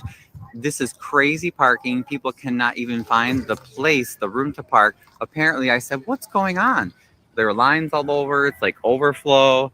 You can see the police were just having some kind of huddle. So now they're dismissing. But there's the officer that's always super rude to me. But yeah, so apparently this is all for traffic court. I mean, look at the cars. Look, they filled up the alley down there. And if you know anything about Harvey, you never see this many cars by City Hall ever. They're all along the alley. This is full. We still have more people coming. They're lining. They're trying to park anywhere they can. The city of Harvey is scamming people. Clark and his minions are so desperate for money. We need help. We need the authorities to step in and come and stop this. Like this is crazy. This is yeah, it was absolutely crazy. So it didn't stop, and then see, there's a line out front. So I'll show you the line out front. Not about safety or public safety. Like this is just massive. Like, okay, come for housing court, which I did nothing wrong. Look at this by City Hall. I was just like going about my day, and like the corruption is so insane here.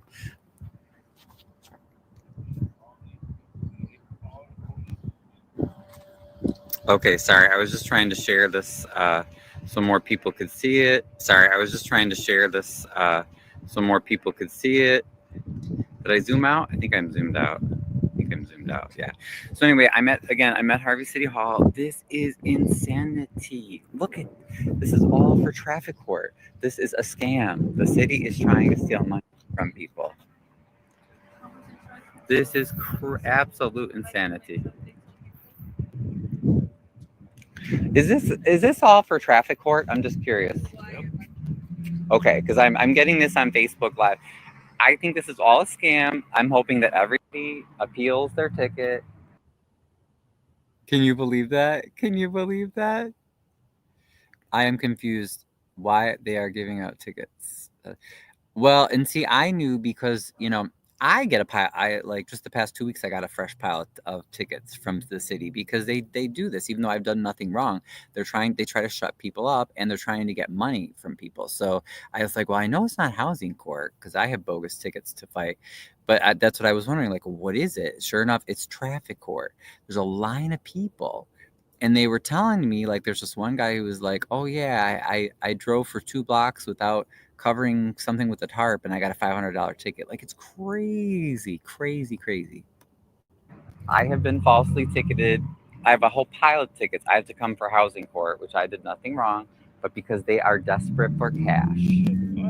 This is horrible. So I'm just warning you, don't let them intimidate you. They're going to try to intimidate you. They have this fake judge and a lawyer up there. It's dirty. This is all dirty. But I have never in my life seen this many people come to Harvey City Hall for anything. I've never. It's all a racket. Fight your ticket. Appeal your ticket. Fight your ticket. It's all a racket. They're trying to get money from you. It's all a scam.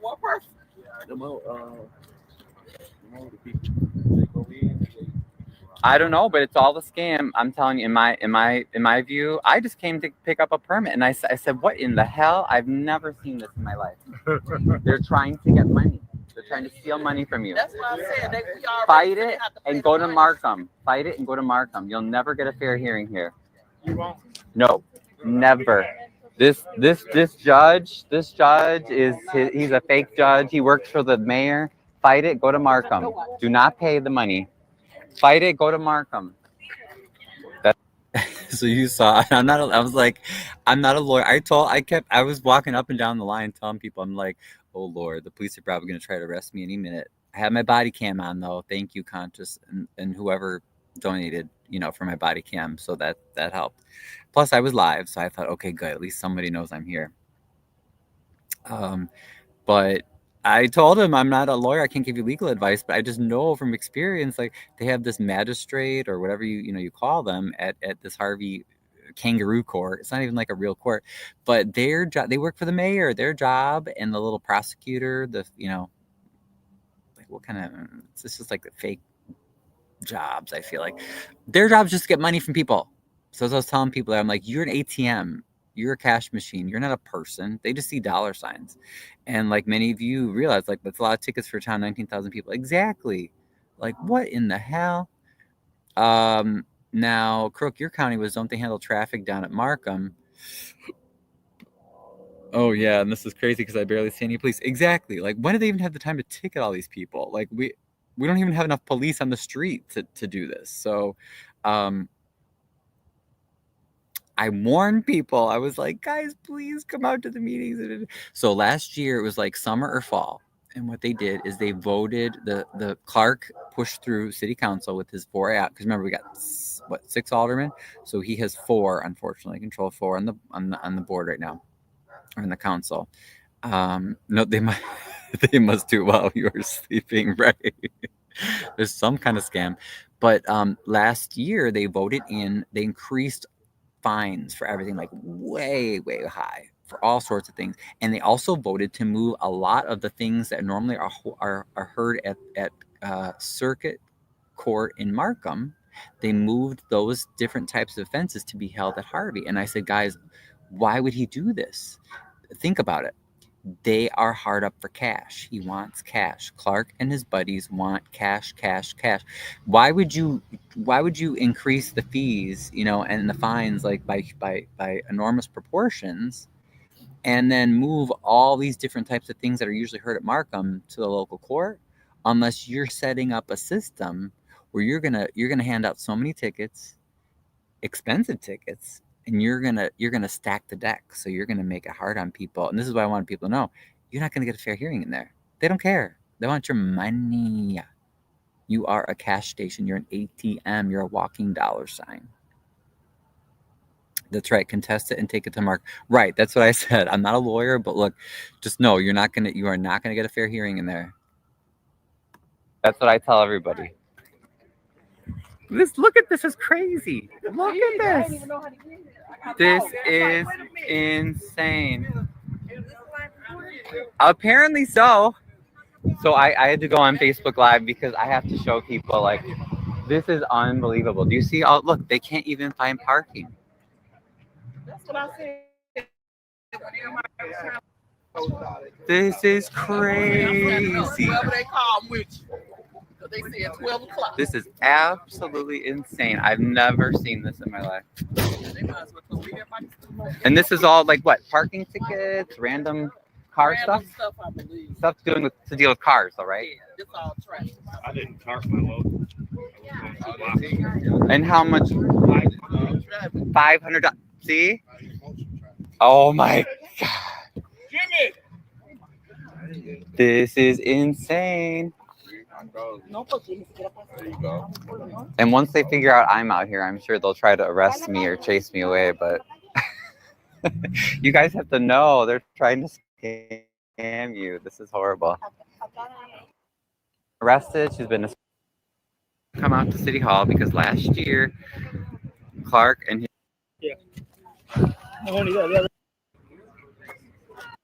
if you feel inconvenienced and the line's too long, don't worry. You don't have I'm doing a live. Does anybody want to share if you feel like you were ticketed wrongly with the city of Harvey?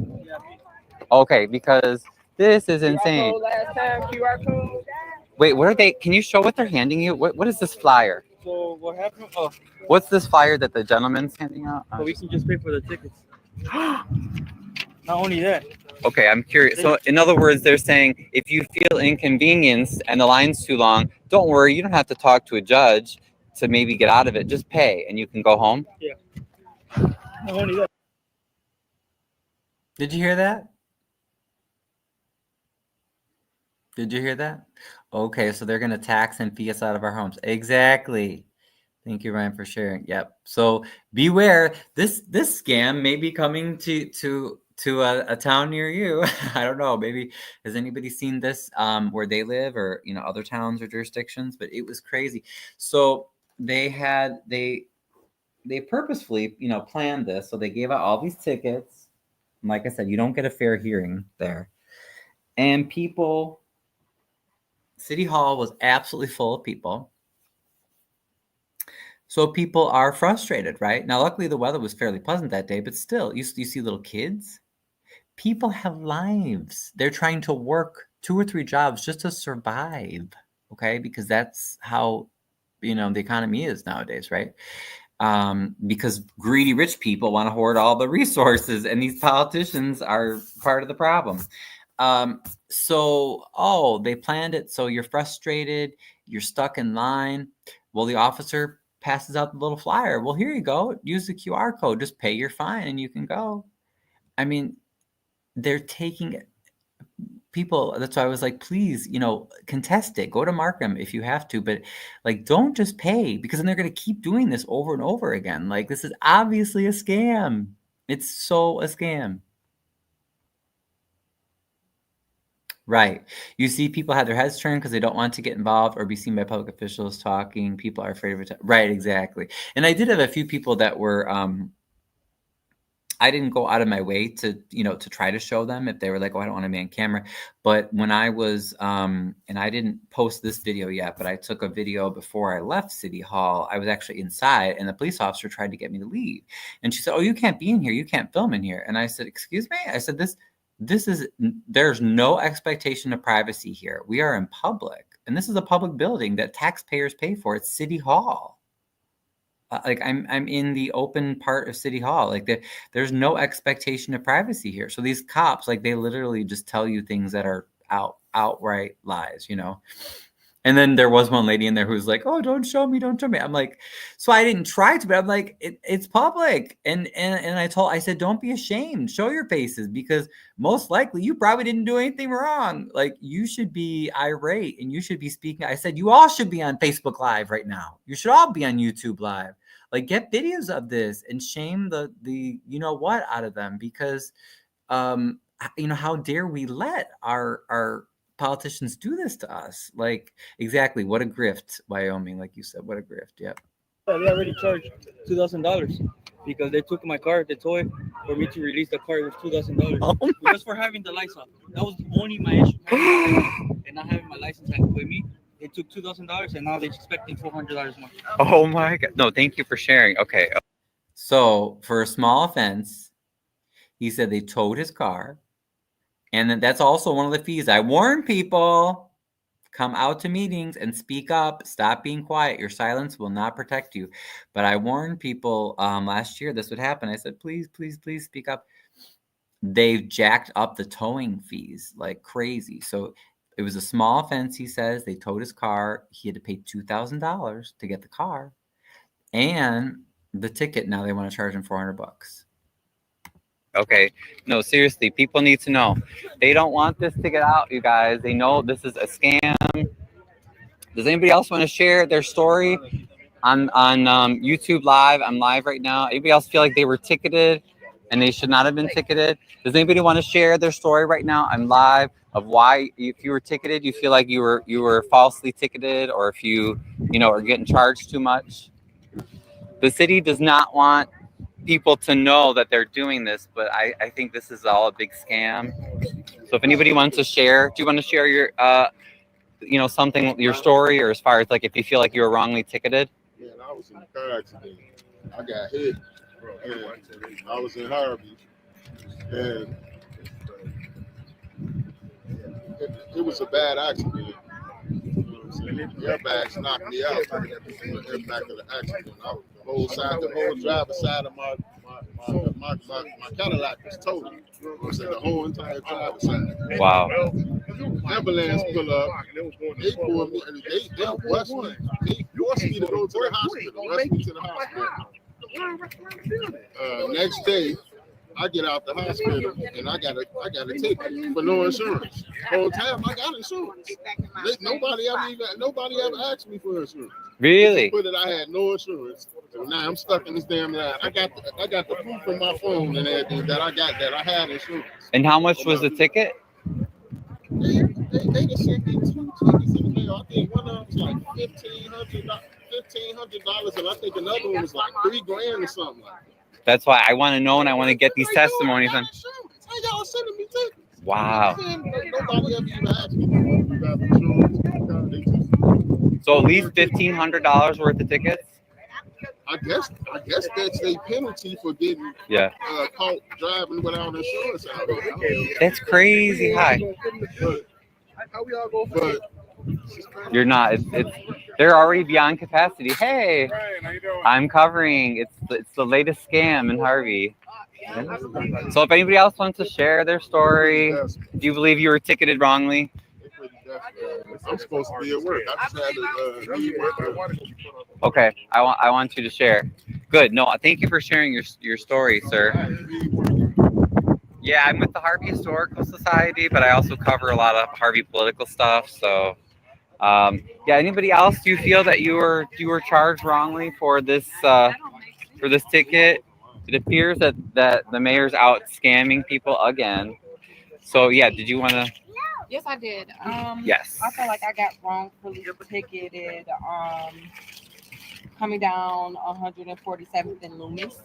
So if you're not familiar, it's light after light. I don't see how I was speeding if my light was green and then the next light is red. What am I speeding to? So yeah, and it was a Sunday. Nobody on the road. Oh. Yeah, And how much was the ticket? Do you mind sharing? He didn't give me a amount. He just told me to come to court. Oh, okay. They didn't tell you how much. Okay. Yeah. I was just curious because the last year they voted to increase a lot of the fines and fees. So okay, but you definitely feel like it was not justified. It was not justified. I'm like, where can I speed to? And the next light is red. If I'm my light green, that means I'm going to the next light. It's light after light, literally going down by Dixmoor. Yes. Like light after light. So where am I speeding? Okay. No, thank you. I appreciate I it. didn't want to argue with the officer. I just said, you know what? I'll see you in court. You did the right thing. Right, exactly. Not to escalate. I agree with that. Does anybody else? I do the Harvey Historical Society, and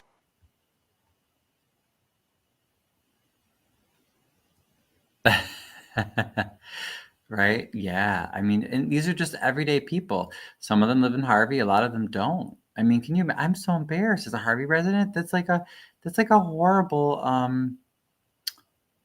horrible impression of our town. No wonder why we can't find, we can't find businesses that want to come to Harvey. Jeez, like, man, true journalism at its best. Oh, thank you, Crook.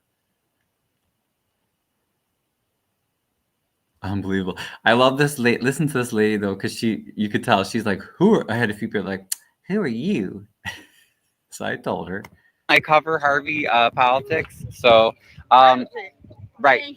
So the city doesn't want this to get out because I went to pick up a permit today and then I just started filming because I was like, why are all these people here? Yep. This is all for traffic court. And so then the police lady's like, you can't film in here. I said, I can. This is public space and we pay for this. This is our city hall.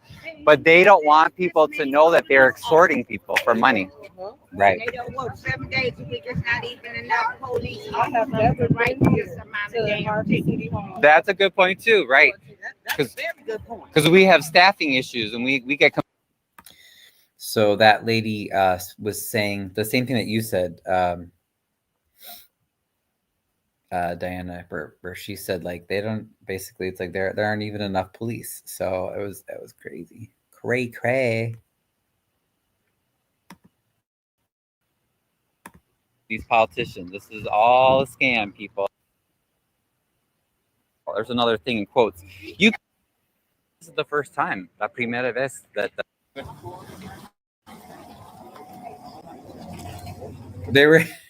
they barely moved. They were out there for so long. I felt so bad.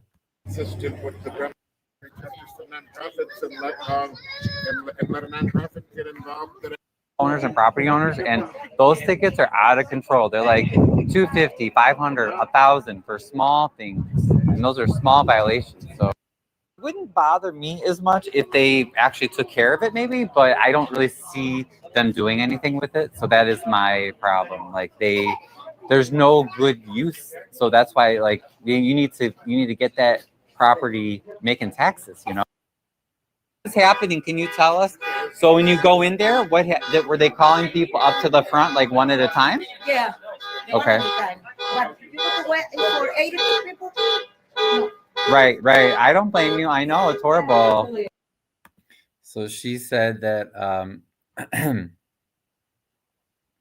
she said she was leaving because she was disgusted because they're and you guys, if you've seen Harvey city council meetings before, you've seen the city council chamber. So, decent size, but not overly huge.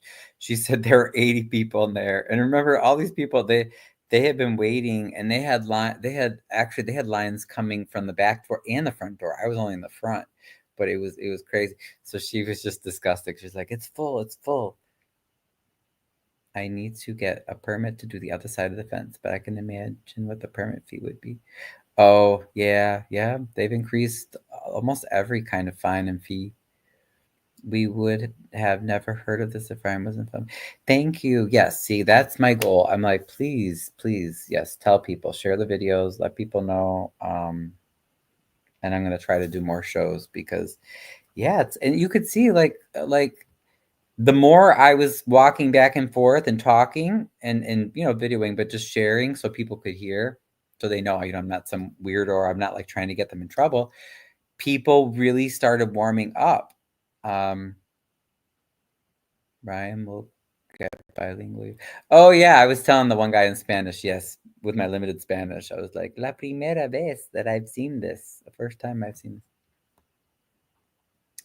But people were starting to kind of loosen up and like talk to people around them. It's like, you're not the criminals. Like, even if you did something wrong and you deserve a traffic ticket, the way they're doing this whole thing is criminal. And so I think it was a good experience. I was happy, that I covered it. Well, you heard it there, folks. So the room's full. Still. Like, ooh, how much money in Indiana? But you still have the right to carry here. Working out. They're pushing businesses out of Harvey.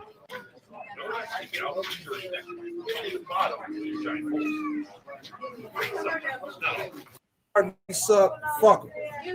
Yeah, I had footage of inside, but that's all right. I got most of it. Well, good luck to you all. Like I said, if you need anything, you can find me, Ryan, Harvey Historical Society on Facebook, or if you want my number or whatever, let me know. But that's easy. Oh wait, I wanted trying to catch the video of this guy. I love it. He was pissed.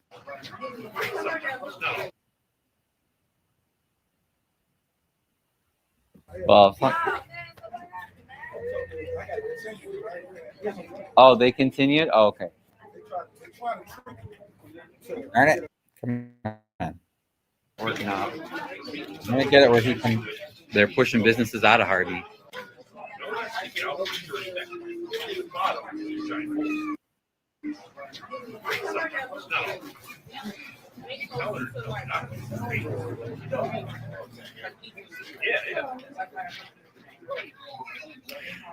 Okay, well, I would love to get a little bit of footage of inside, but that's all right. I got most of it.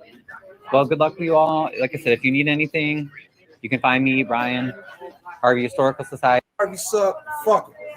Oh, what happened? Yes, I love it. Tell us. Okay, yeah, there he is. Let's see. And then he ends up talking a little bit. Did they try to intimidate you?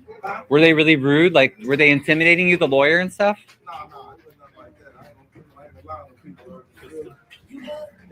Well, oh, they continued? Oh, okay. They trying to trick you to get a lower fine. That's what they are. So I told you.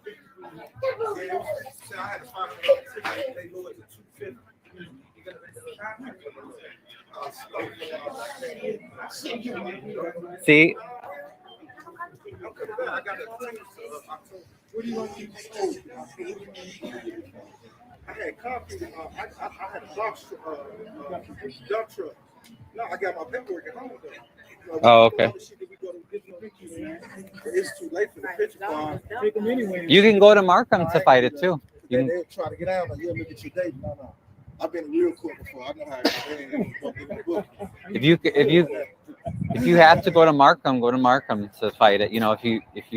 I'm gonna have my job do it though. So if I had to do that ahead of time, I would have him do it. You got about 5 months to leave. October 24th. Right? Oh, okay. Oh, they gave you a long continuance. Okay.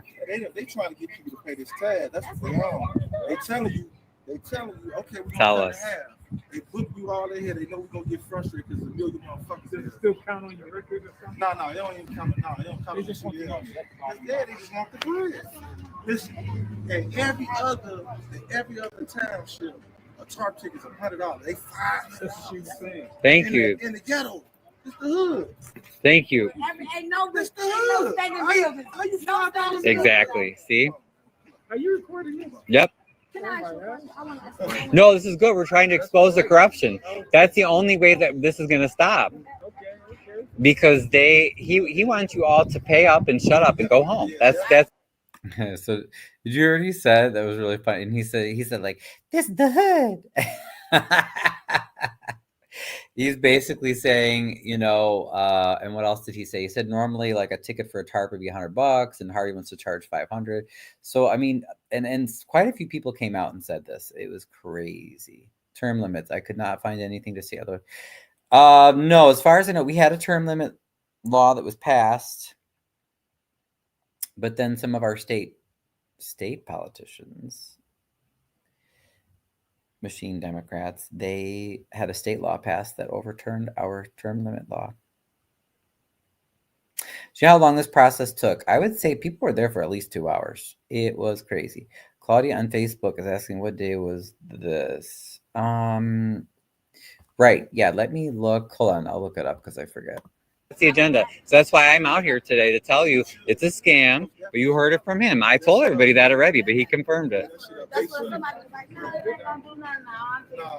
Because the more people pay up and shut up and don't fight it, they're going to keep giving tickets because it works. Because he gets money. The mayor gets rich off you. You are not a person. You're an ATM. You are a cash machine. You're right.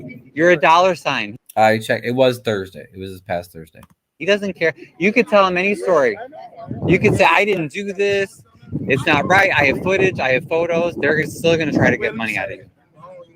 I had insurance and They supposed to throw it out. They supposed to throw it out. So if you continue it, you know, with the intention, you know, at this point, you know, the line was finally whittling down. And then what they were coming out, there was an officer that came out once or twice, and they were trying to encourage people to either pay the ticket or to continue it to. Some people said it got continued to. One guy said his case got continued to October. Like, what is going on? This is crazy. continue how long? They should be afraid. What happened? No, this is the Rango. What happened?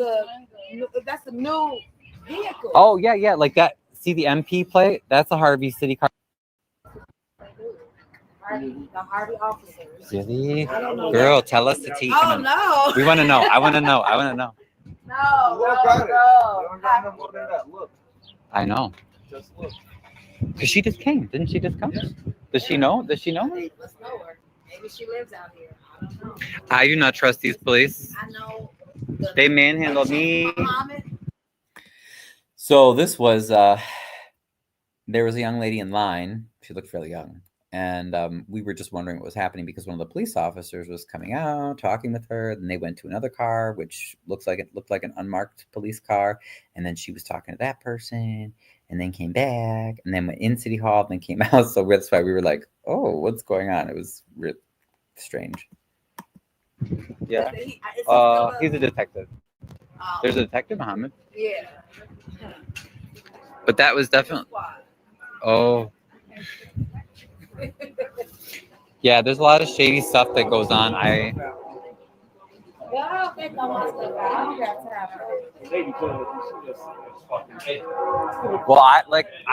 that was the both of them. That was the young lady and the officer. And that one officer, I remember he was there. He assisted the day that I was arrested last year. I remember that.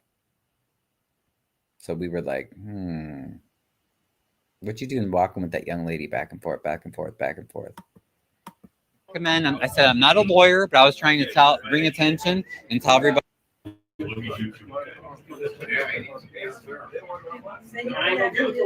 See, this is why they don't want me out here covered. This is why they don't want you. Right? Who cares? We can hear what's going on. I'm gonna ask her if she's okay. Are you okay, man? Don't trust them at all. Don't trust the police. Most of them are dirty. Most of them are dirty. Not all of them. Not this lady here, but. Oh, Harvey, you. How much? When this one lady was yelling, and then she finally came out, and I was trying to get some info from her. Welcome back to the Miss Money Show. Right. It's Miss Money in the building. What How you doing? We were concerned. A lot happened. What happened? I'll tell you about this. We're going What live happened? right now. Yeah, we're live. That's Sharon Arrington, Miss Money from the Miss Money Show. We down here at the Harvey Municipal Building. As y'all know, we got a whole lot of police corruption. We got a whole lot of corruption still in my town. Class 85 Thorn alumni. Y'all already know I don't play the radio. I'm from Harvey. I'm for Harvey. You don't like our town? Get out. Quit coming to Harvey. This is why our town look like it look, because of you, and you. Oh no, you're blaming them? All of them. Why? Don't blame me, baby. I came off hospice. You know what hospice is? I got 4-stage kidney cancer. I flew back here 2 years ago from the Beverly Hills Cancer Center to clean up my town. This is my 40th year anniversary, Class 85 Thorn alumni. Oh, okay. All of this right here. When I walked up, this lab was 3 blocks away. Oh, you went to Thornton too? Welcome to Harvey. School, Class 85. They're going to fine you too, little girl, if you don't stand up and be accountable. You listen to you, be scared. They want you to be scared. That's when they're going to get your mama and daddy.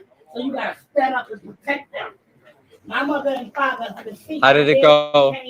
How was it in there, guys? Crazy? It was all white people here. We was the first black family to come here. The Arrington. Did you go? Did they ticket you? Were you here for a ticket? They gave me 2 tickets in the mail. One for battery, which is stupid. Battery is a criminal charge, not a city charge. And who did I beat up? In my house. Okay. Then they sent another one for theft. What did I steal from myself? Oh. They're corrupt. Well, wait, so I what had a happened? Harvey police officer break my finger. Oh, wait, I was live on Facebook. He punched me in my face. Did you go in there? Detective Muhammad sure did, and I demanded a jury trial. Muhammad. He came, found out who I was. He came back and apologized to me 2 days later. I want a public apology. That's it. About my town already broke. So that was Miss Arrington. So she had some interesting stuff to share. Bankrupt.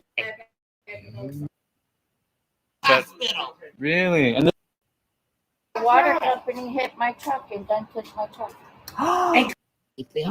Mr. Amir Arrington lives at 227. Oh, and she was showing us her tickets. He's a liar. Very, very interesting. I was stealing stuff. Oh.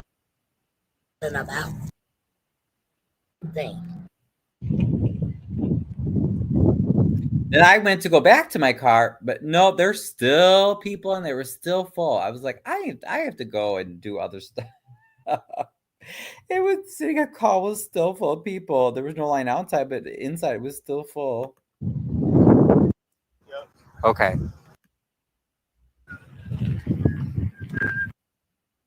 I know this building. Well, and now and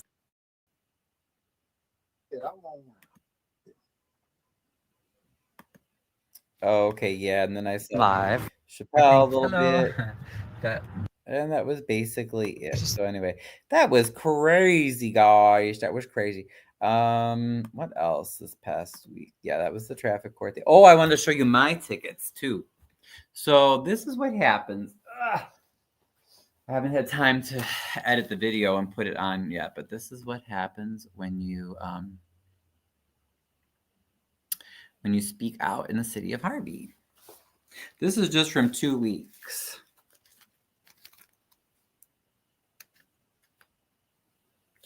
What is this, you might ask? They're tickets for property violations that are not valid. No, luckily I have a lawyer helping me, but yep. And this is just from 2 weeks. I already have a whole other stack in the other room. So this is why we need your help. This is why we're speaking out. They are trying to silence people with this. And you saw how they did it with the traffic court, trying to use people like cash machines, okay? We cannot let them win. This is crazy. I didn't do anything wrong, but this says you better sit down and shut your mouth. See how they play? And if we don't all come together, that's why a lot of times it works, because people do get intimidated. Now, like I said, now thank God I do have my lawyer. So, but yeah, this is not right. And then my question is, like, if you're giving me all these fake tickets to get me to try to intimidate me and get me to shut up, what are you hiding, Clark? What you hiding, Mayor Clark, huh?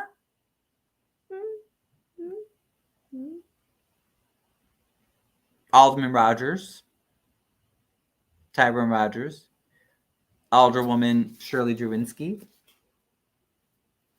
Alderman Dominique Randall, Alderwoman Delaney Smith. What are you hiding? What are you all hiding? Why do you have to try to silence me?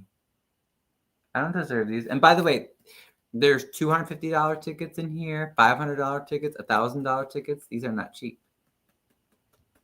Why? Why do you have to do that if you're not doing anything wrong? Why are you trying to silence people? Huh?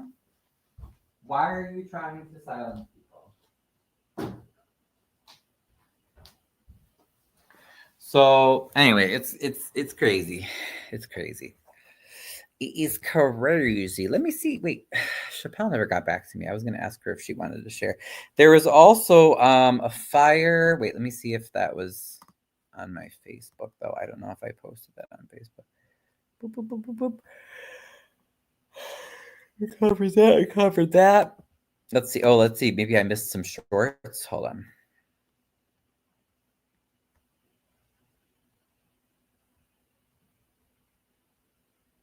Oh, no, that was Colby's arrest. Okay, you guys saw that, I think, right?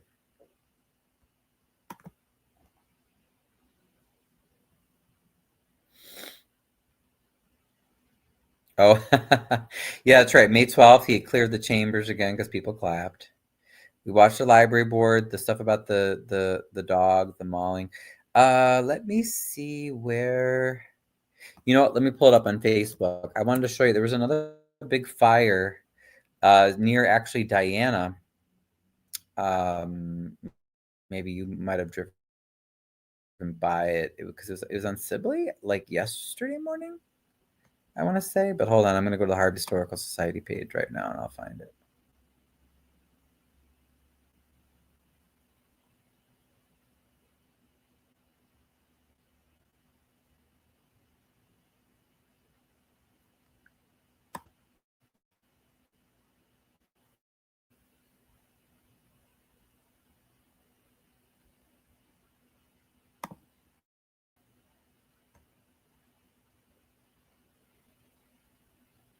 Now you see why people don't. Right. But like I said, we cannot be intimidated because we know if they're trying to do things like that to people, we know that they're hiding some major stuff. And also, that's why we got to stick together, share lawyers, share advice, share they can't silence us if we all speak up, if we all come together and all help each other. So.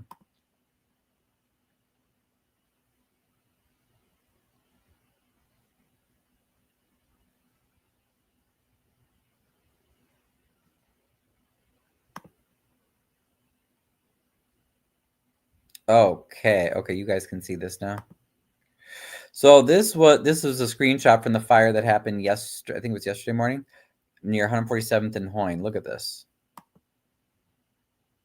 Look at that. And then my comment, I said, another mysterious quote unquote fire in Harvey. Why don't Harvey police and fire tell us about these? What in the heck's going on? The city's burning. Our politicians don't seem to care. Shouldn't we be investigating the causes of all these fires? Now I've spoken to the state fire marshal. I've reported things. I don't, supposedly they say they're investigating, so we'll see. But we have mysterious fires like that happening all the time. Oops, I'm sorry, I didn't share. I'm so sorry. There you go. I can tell no one on my blog comes to the meetings. I know. Class action suit. Maybe we could for all the tickets. So this is the fire near 147th and Hoyne that happened yesterday morning. Huge old empty apartment building. And yeah, okay, so we got some buildings that probably do need to be demolished, whatever, right? But we don't need these fires happening all the time. So that was super shady. That was yesterday. And then to end on a positive note, did I share? I did share that, right? That was alive. I'll share you guys. Where is it?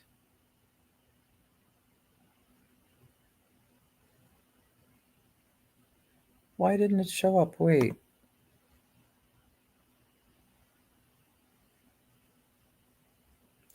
Oh, that's weird. I just wanted to. Oh, that fire happened near Loomis. Oh, okay. Maybe did they misreport the location? I'm sorry. Let me just look here. I wanted to show just a little bit of the really, really cool, very positive event that we had yesterday. Oh, I see. Burgundy's covering the Thornton Township meeting agenda right now. Where is this? Where is it? I swear to God, I posted it. Harvey Safe Summer. Yeah. Time, the Harvey Historical Society had made sure. It's there. Why is it not showing up? Okay, it's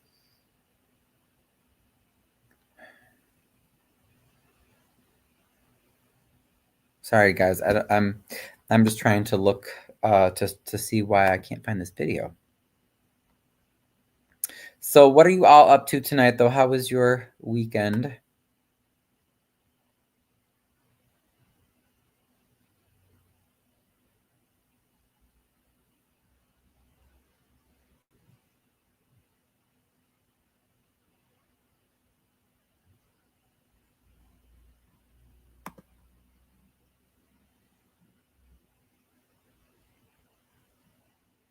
Right, it should be in my lives.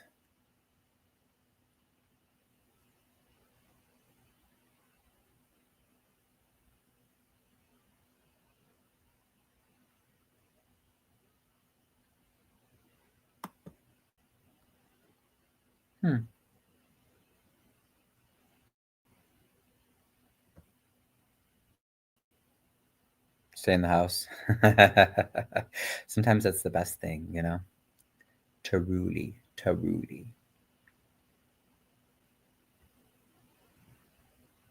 I always feel like I'm so behind with all these. Here, let's just go to your videos. Here we go. I get behind with just sharing videos and trying to share what's going on in Harvey. There's always so much.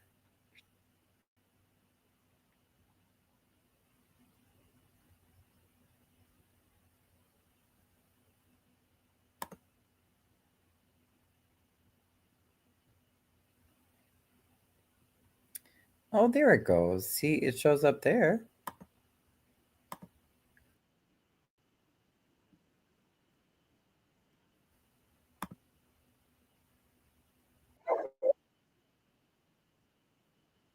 I found it. I found it, guys. Yay. Yay. Now, wait, are you... Okay, sorry. Now I just got to get to the share. Oh, you're making yourself... Oh, yeah, I'm hungry too before I... Well, luckily we have the weekend tomorrow. That's right. Because I was like, wow, why is Burgundy on so late? But I forgot. We got a holiday tomorrow. I don't have to show any houses tomorrow. I want to show you guys some awesome... Something positive. Okay, so it's not just negative stuff about Harvey. We have a lot of wonderful people here. A lot of great things that happen here too. So yesterday I went to the Harvey Neighborhood Network and some other groups sponsored a safe summer cook-off.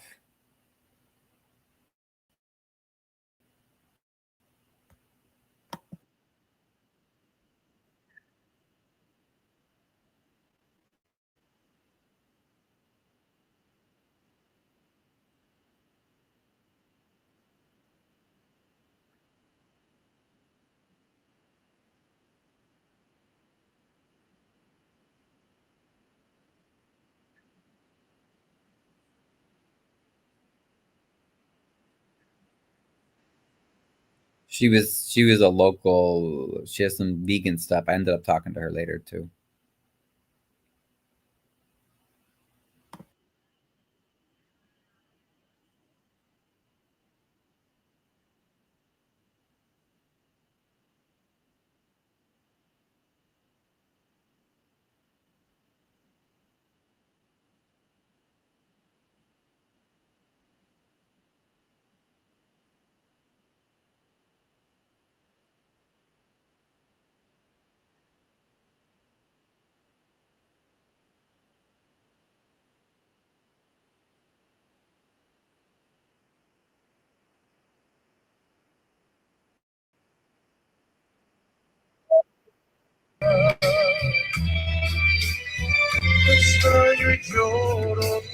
You guys didn't tell me.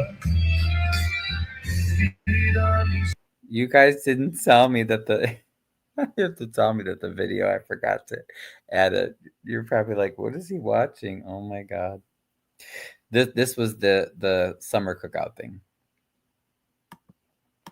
Soledad, mira mi soledad, que no me sienta nada bien, o me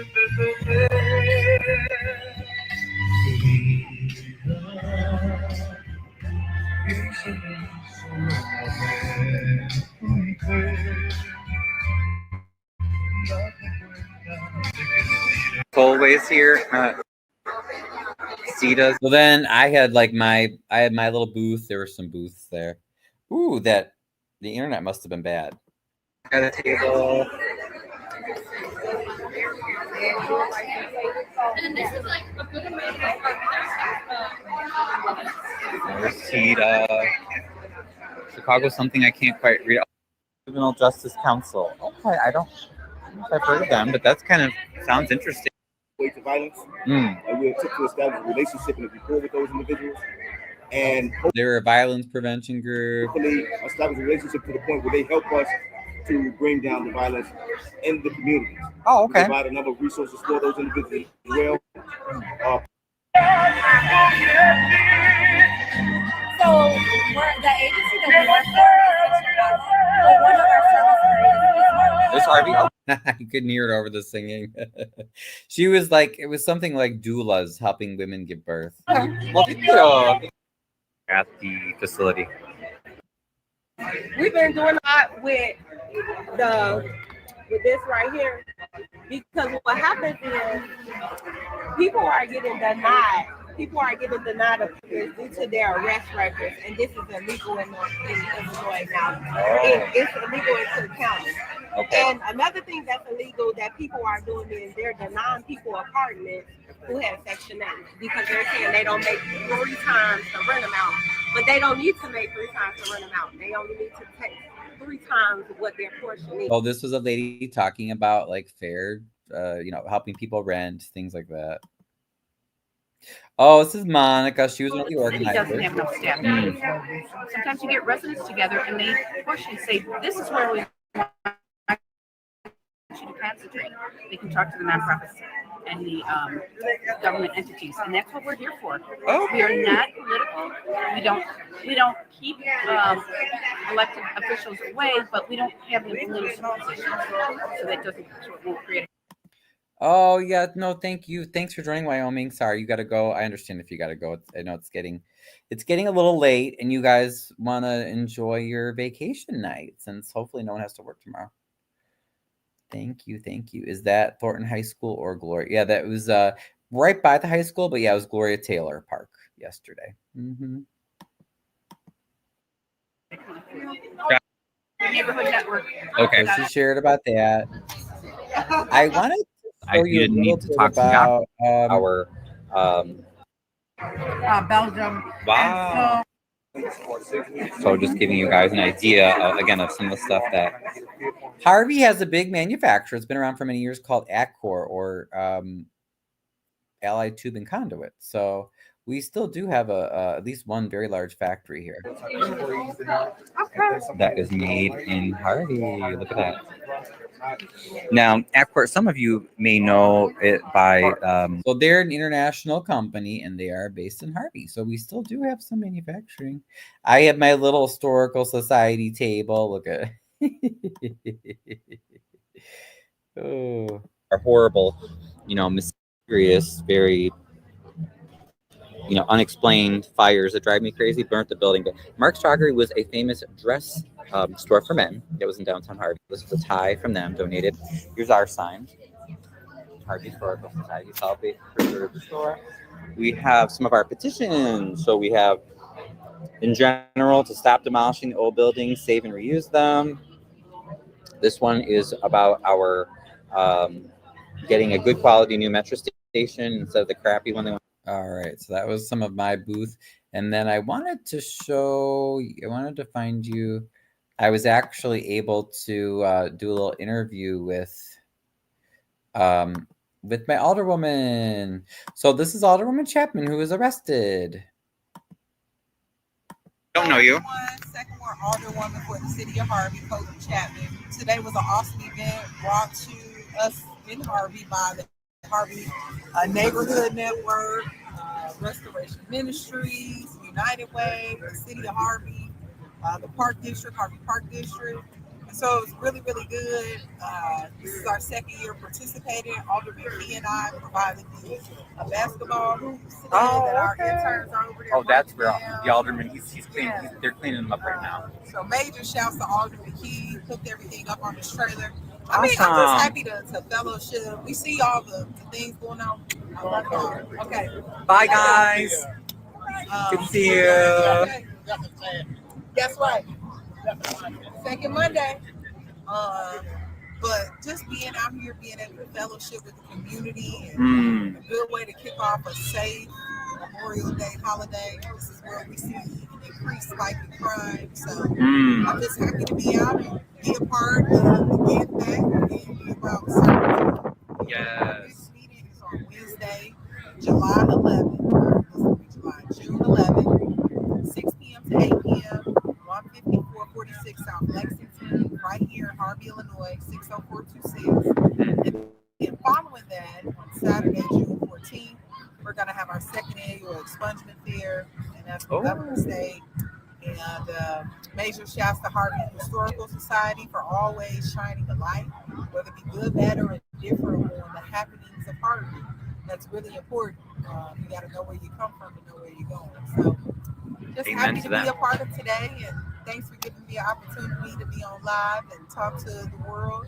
And Yeah. please, y'all get involved every second and fourth Monday of the month at city council meetings. Typically, the first meeting, which is the second meeting, is at 6 p.m. for the finance, 7 p.m. for city council. And our next council meeting is Monday, June 9th. So we should have a 6 p.m. finance meeting at that time. Oh, okay. And so that's the next meeting people can come out to. Monday, June 9th. Come out at 6 p.m. And there is a finance committee meeting before? I believe so. We didn't have a bills list at the Monday, May 12th meeting. So I think that the June 9th meeting upcoming, we should have a bills list. Oh, and what do you want? Yeah, what do you have to say? There's so many supporters of, people that support you, and they see how, as you've been one of the public elected officials that keeps taking a beating, the false arrests, the attempted character assassination, all these things.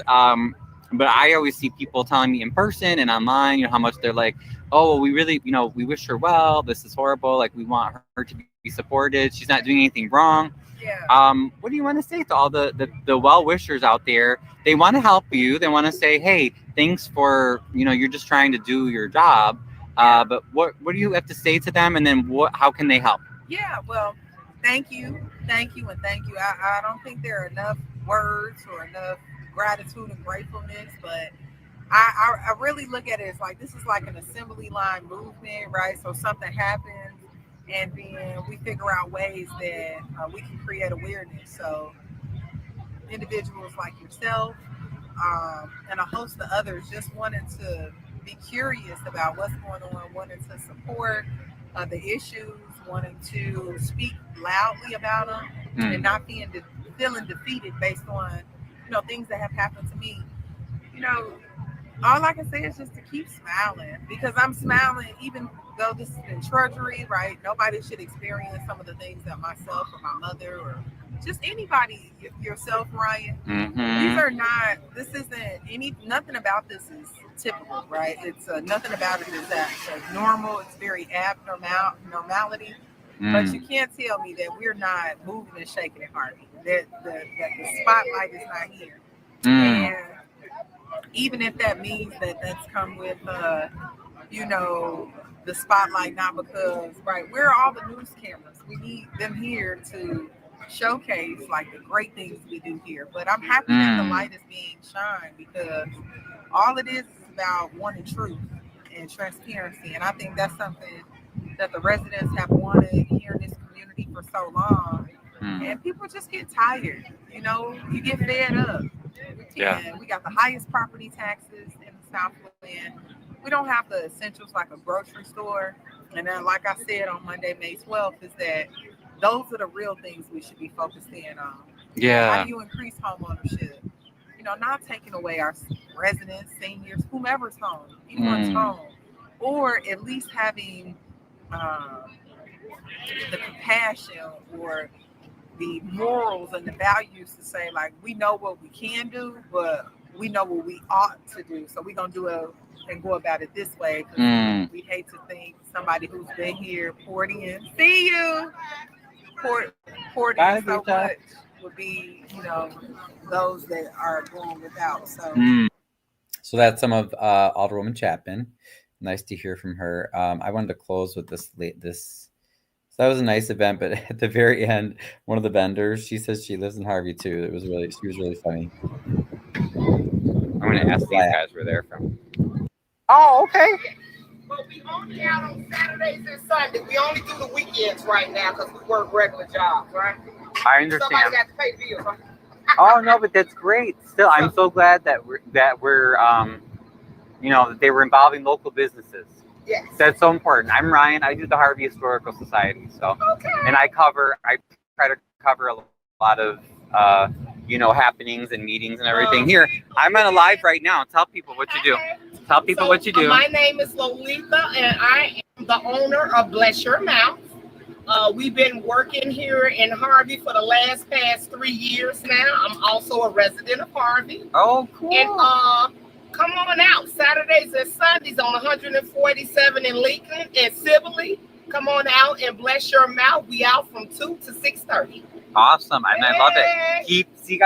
Keep the money in the community. In the community. You're gonna buy good food. And I'm gonna bless your mouth. Oh, I love it. I love it. I love it.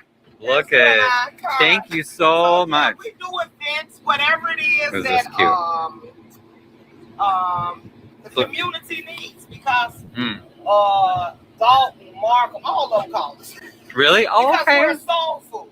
Yes. And you don't find like soul food trailers, so we get a lot of calls because we soul food. Okay, so then. You know, we do fast food too, but we primarily soul food. Oh, okay. Yes. So food truck, catering. Yes. And then on the weekend, in person there. We out and we about, and hey, we're gonna bless your mouth. Oh, thank you. That's awesome. Thank you so much. Oh, good. See, that's what's all. That was the perfect way to end that event. And she said, yes, come on, we're going to bless your mouth. All right. Well, thanks, everybody. I guess that's probably the most everything from the highlights from this week that I can think of. Wow, we went for more than 3.5 hours. My goodness, I didn't even know it was going to be that long. So I'm probably just down to Crook. Crook County is my last guy with me. My last watcher.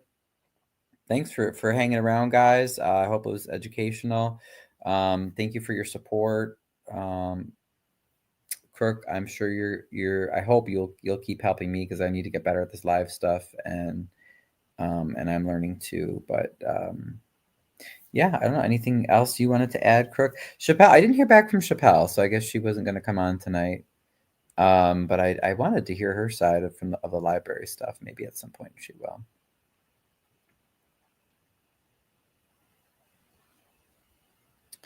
So if you are good,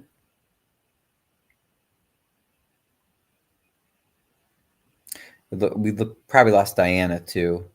So Diana, I'm sorry if I missed you, but you have a wonderful evening. Thank you for joining us.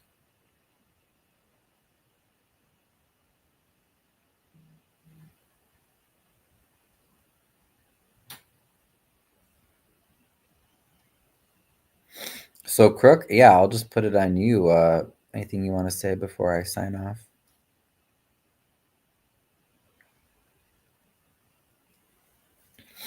Anything you want to add, Mr. Crook?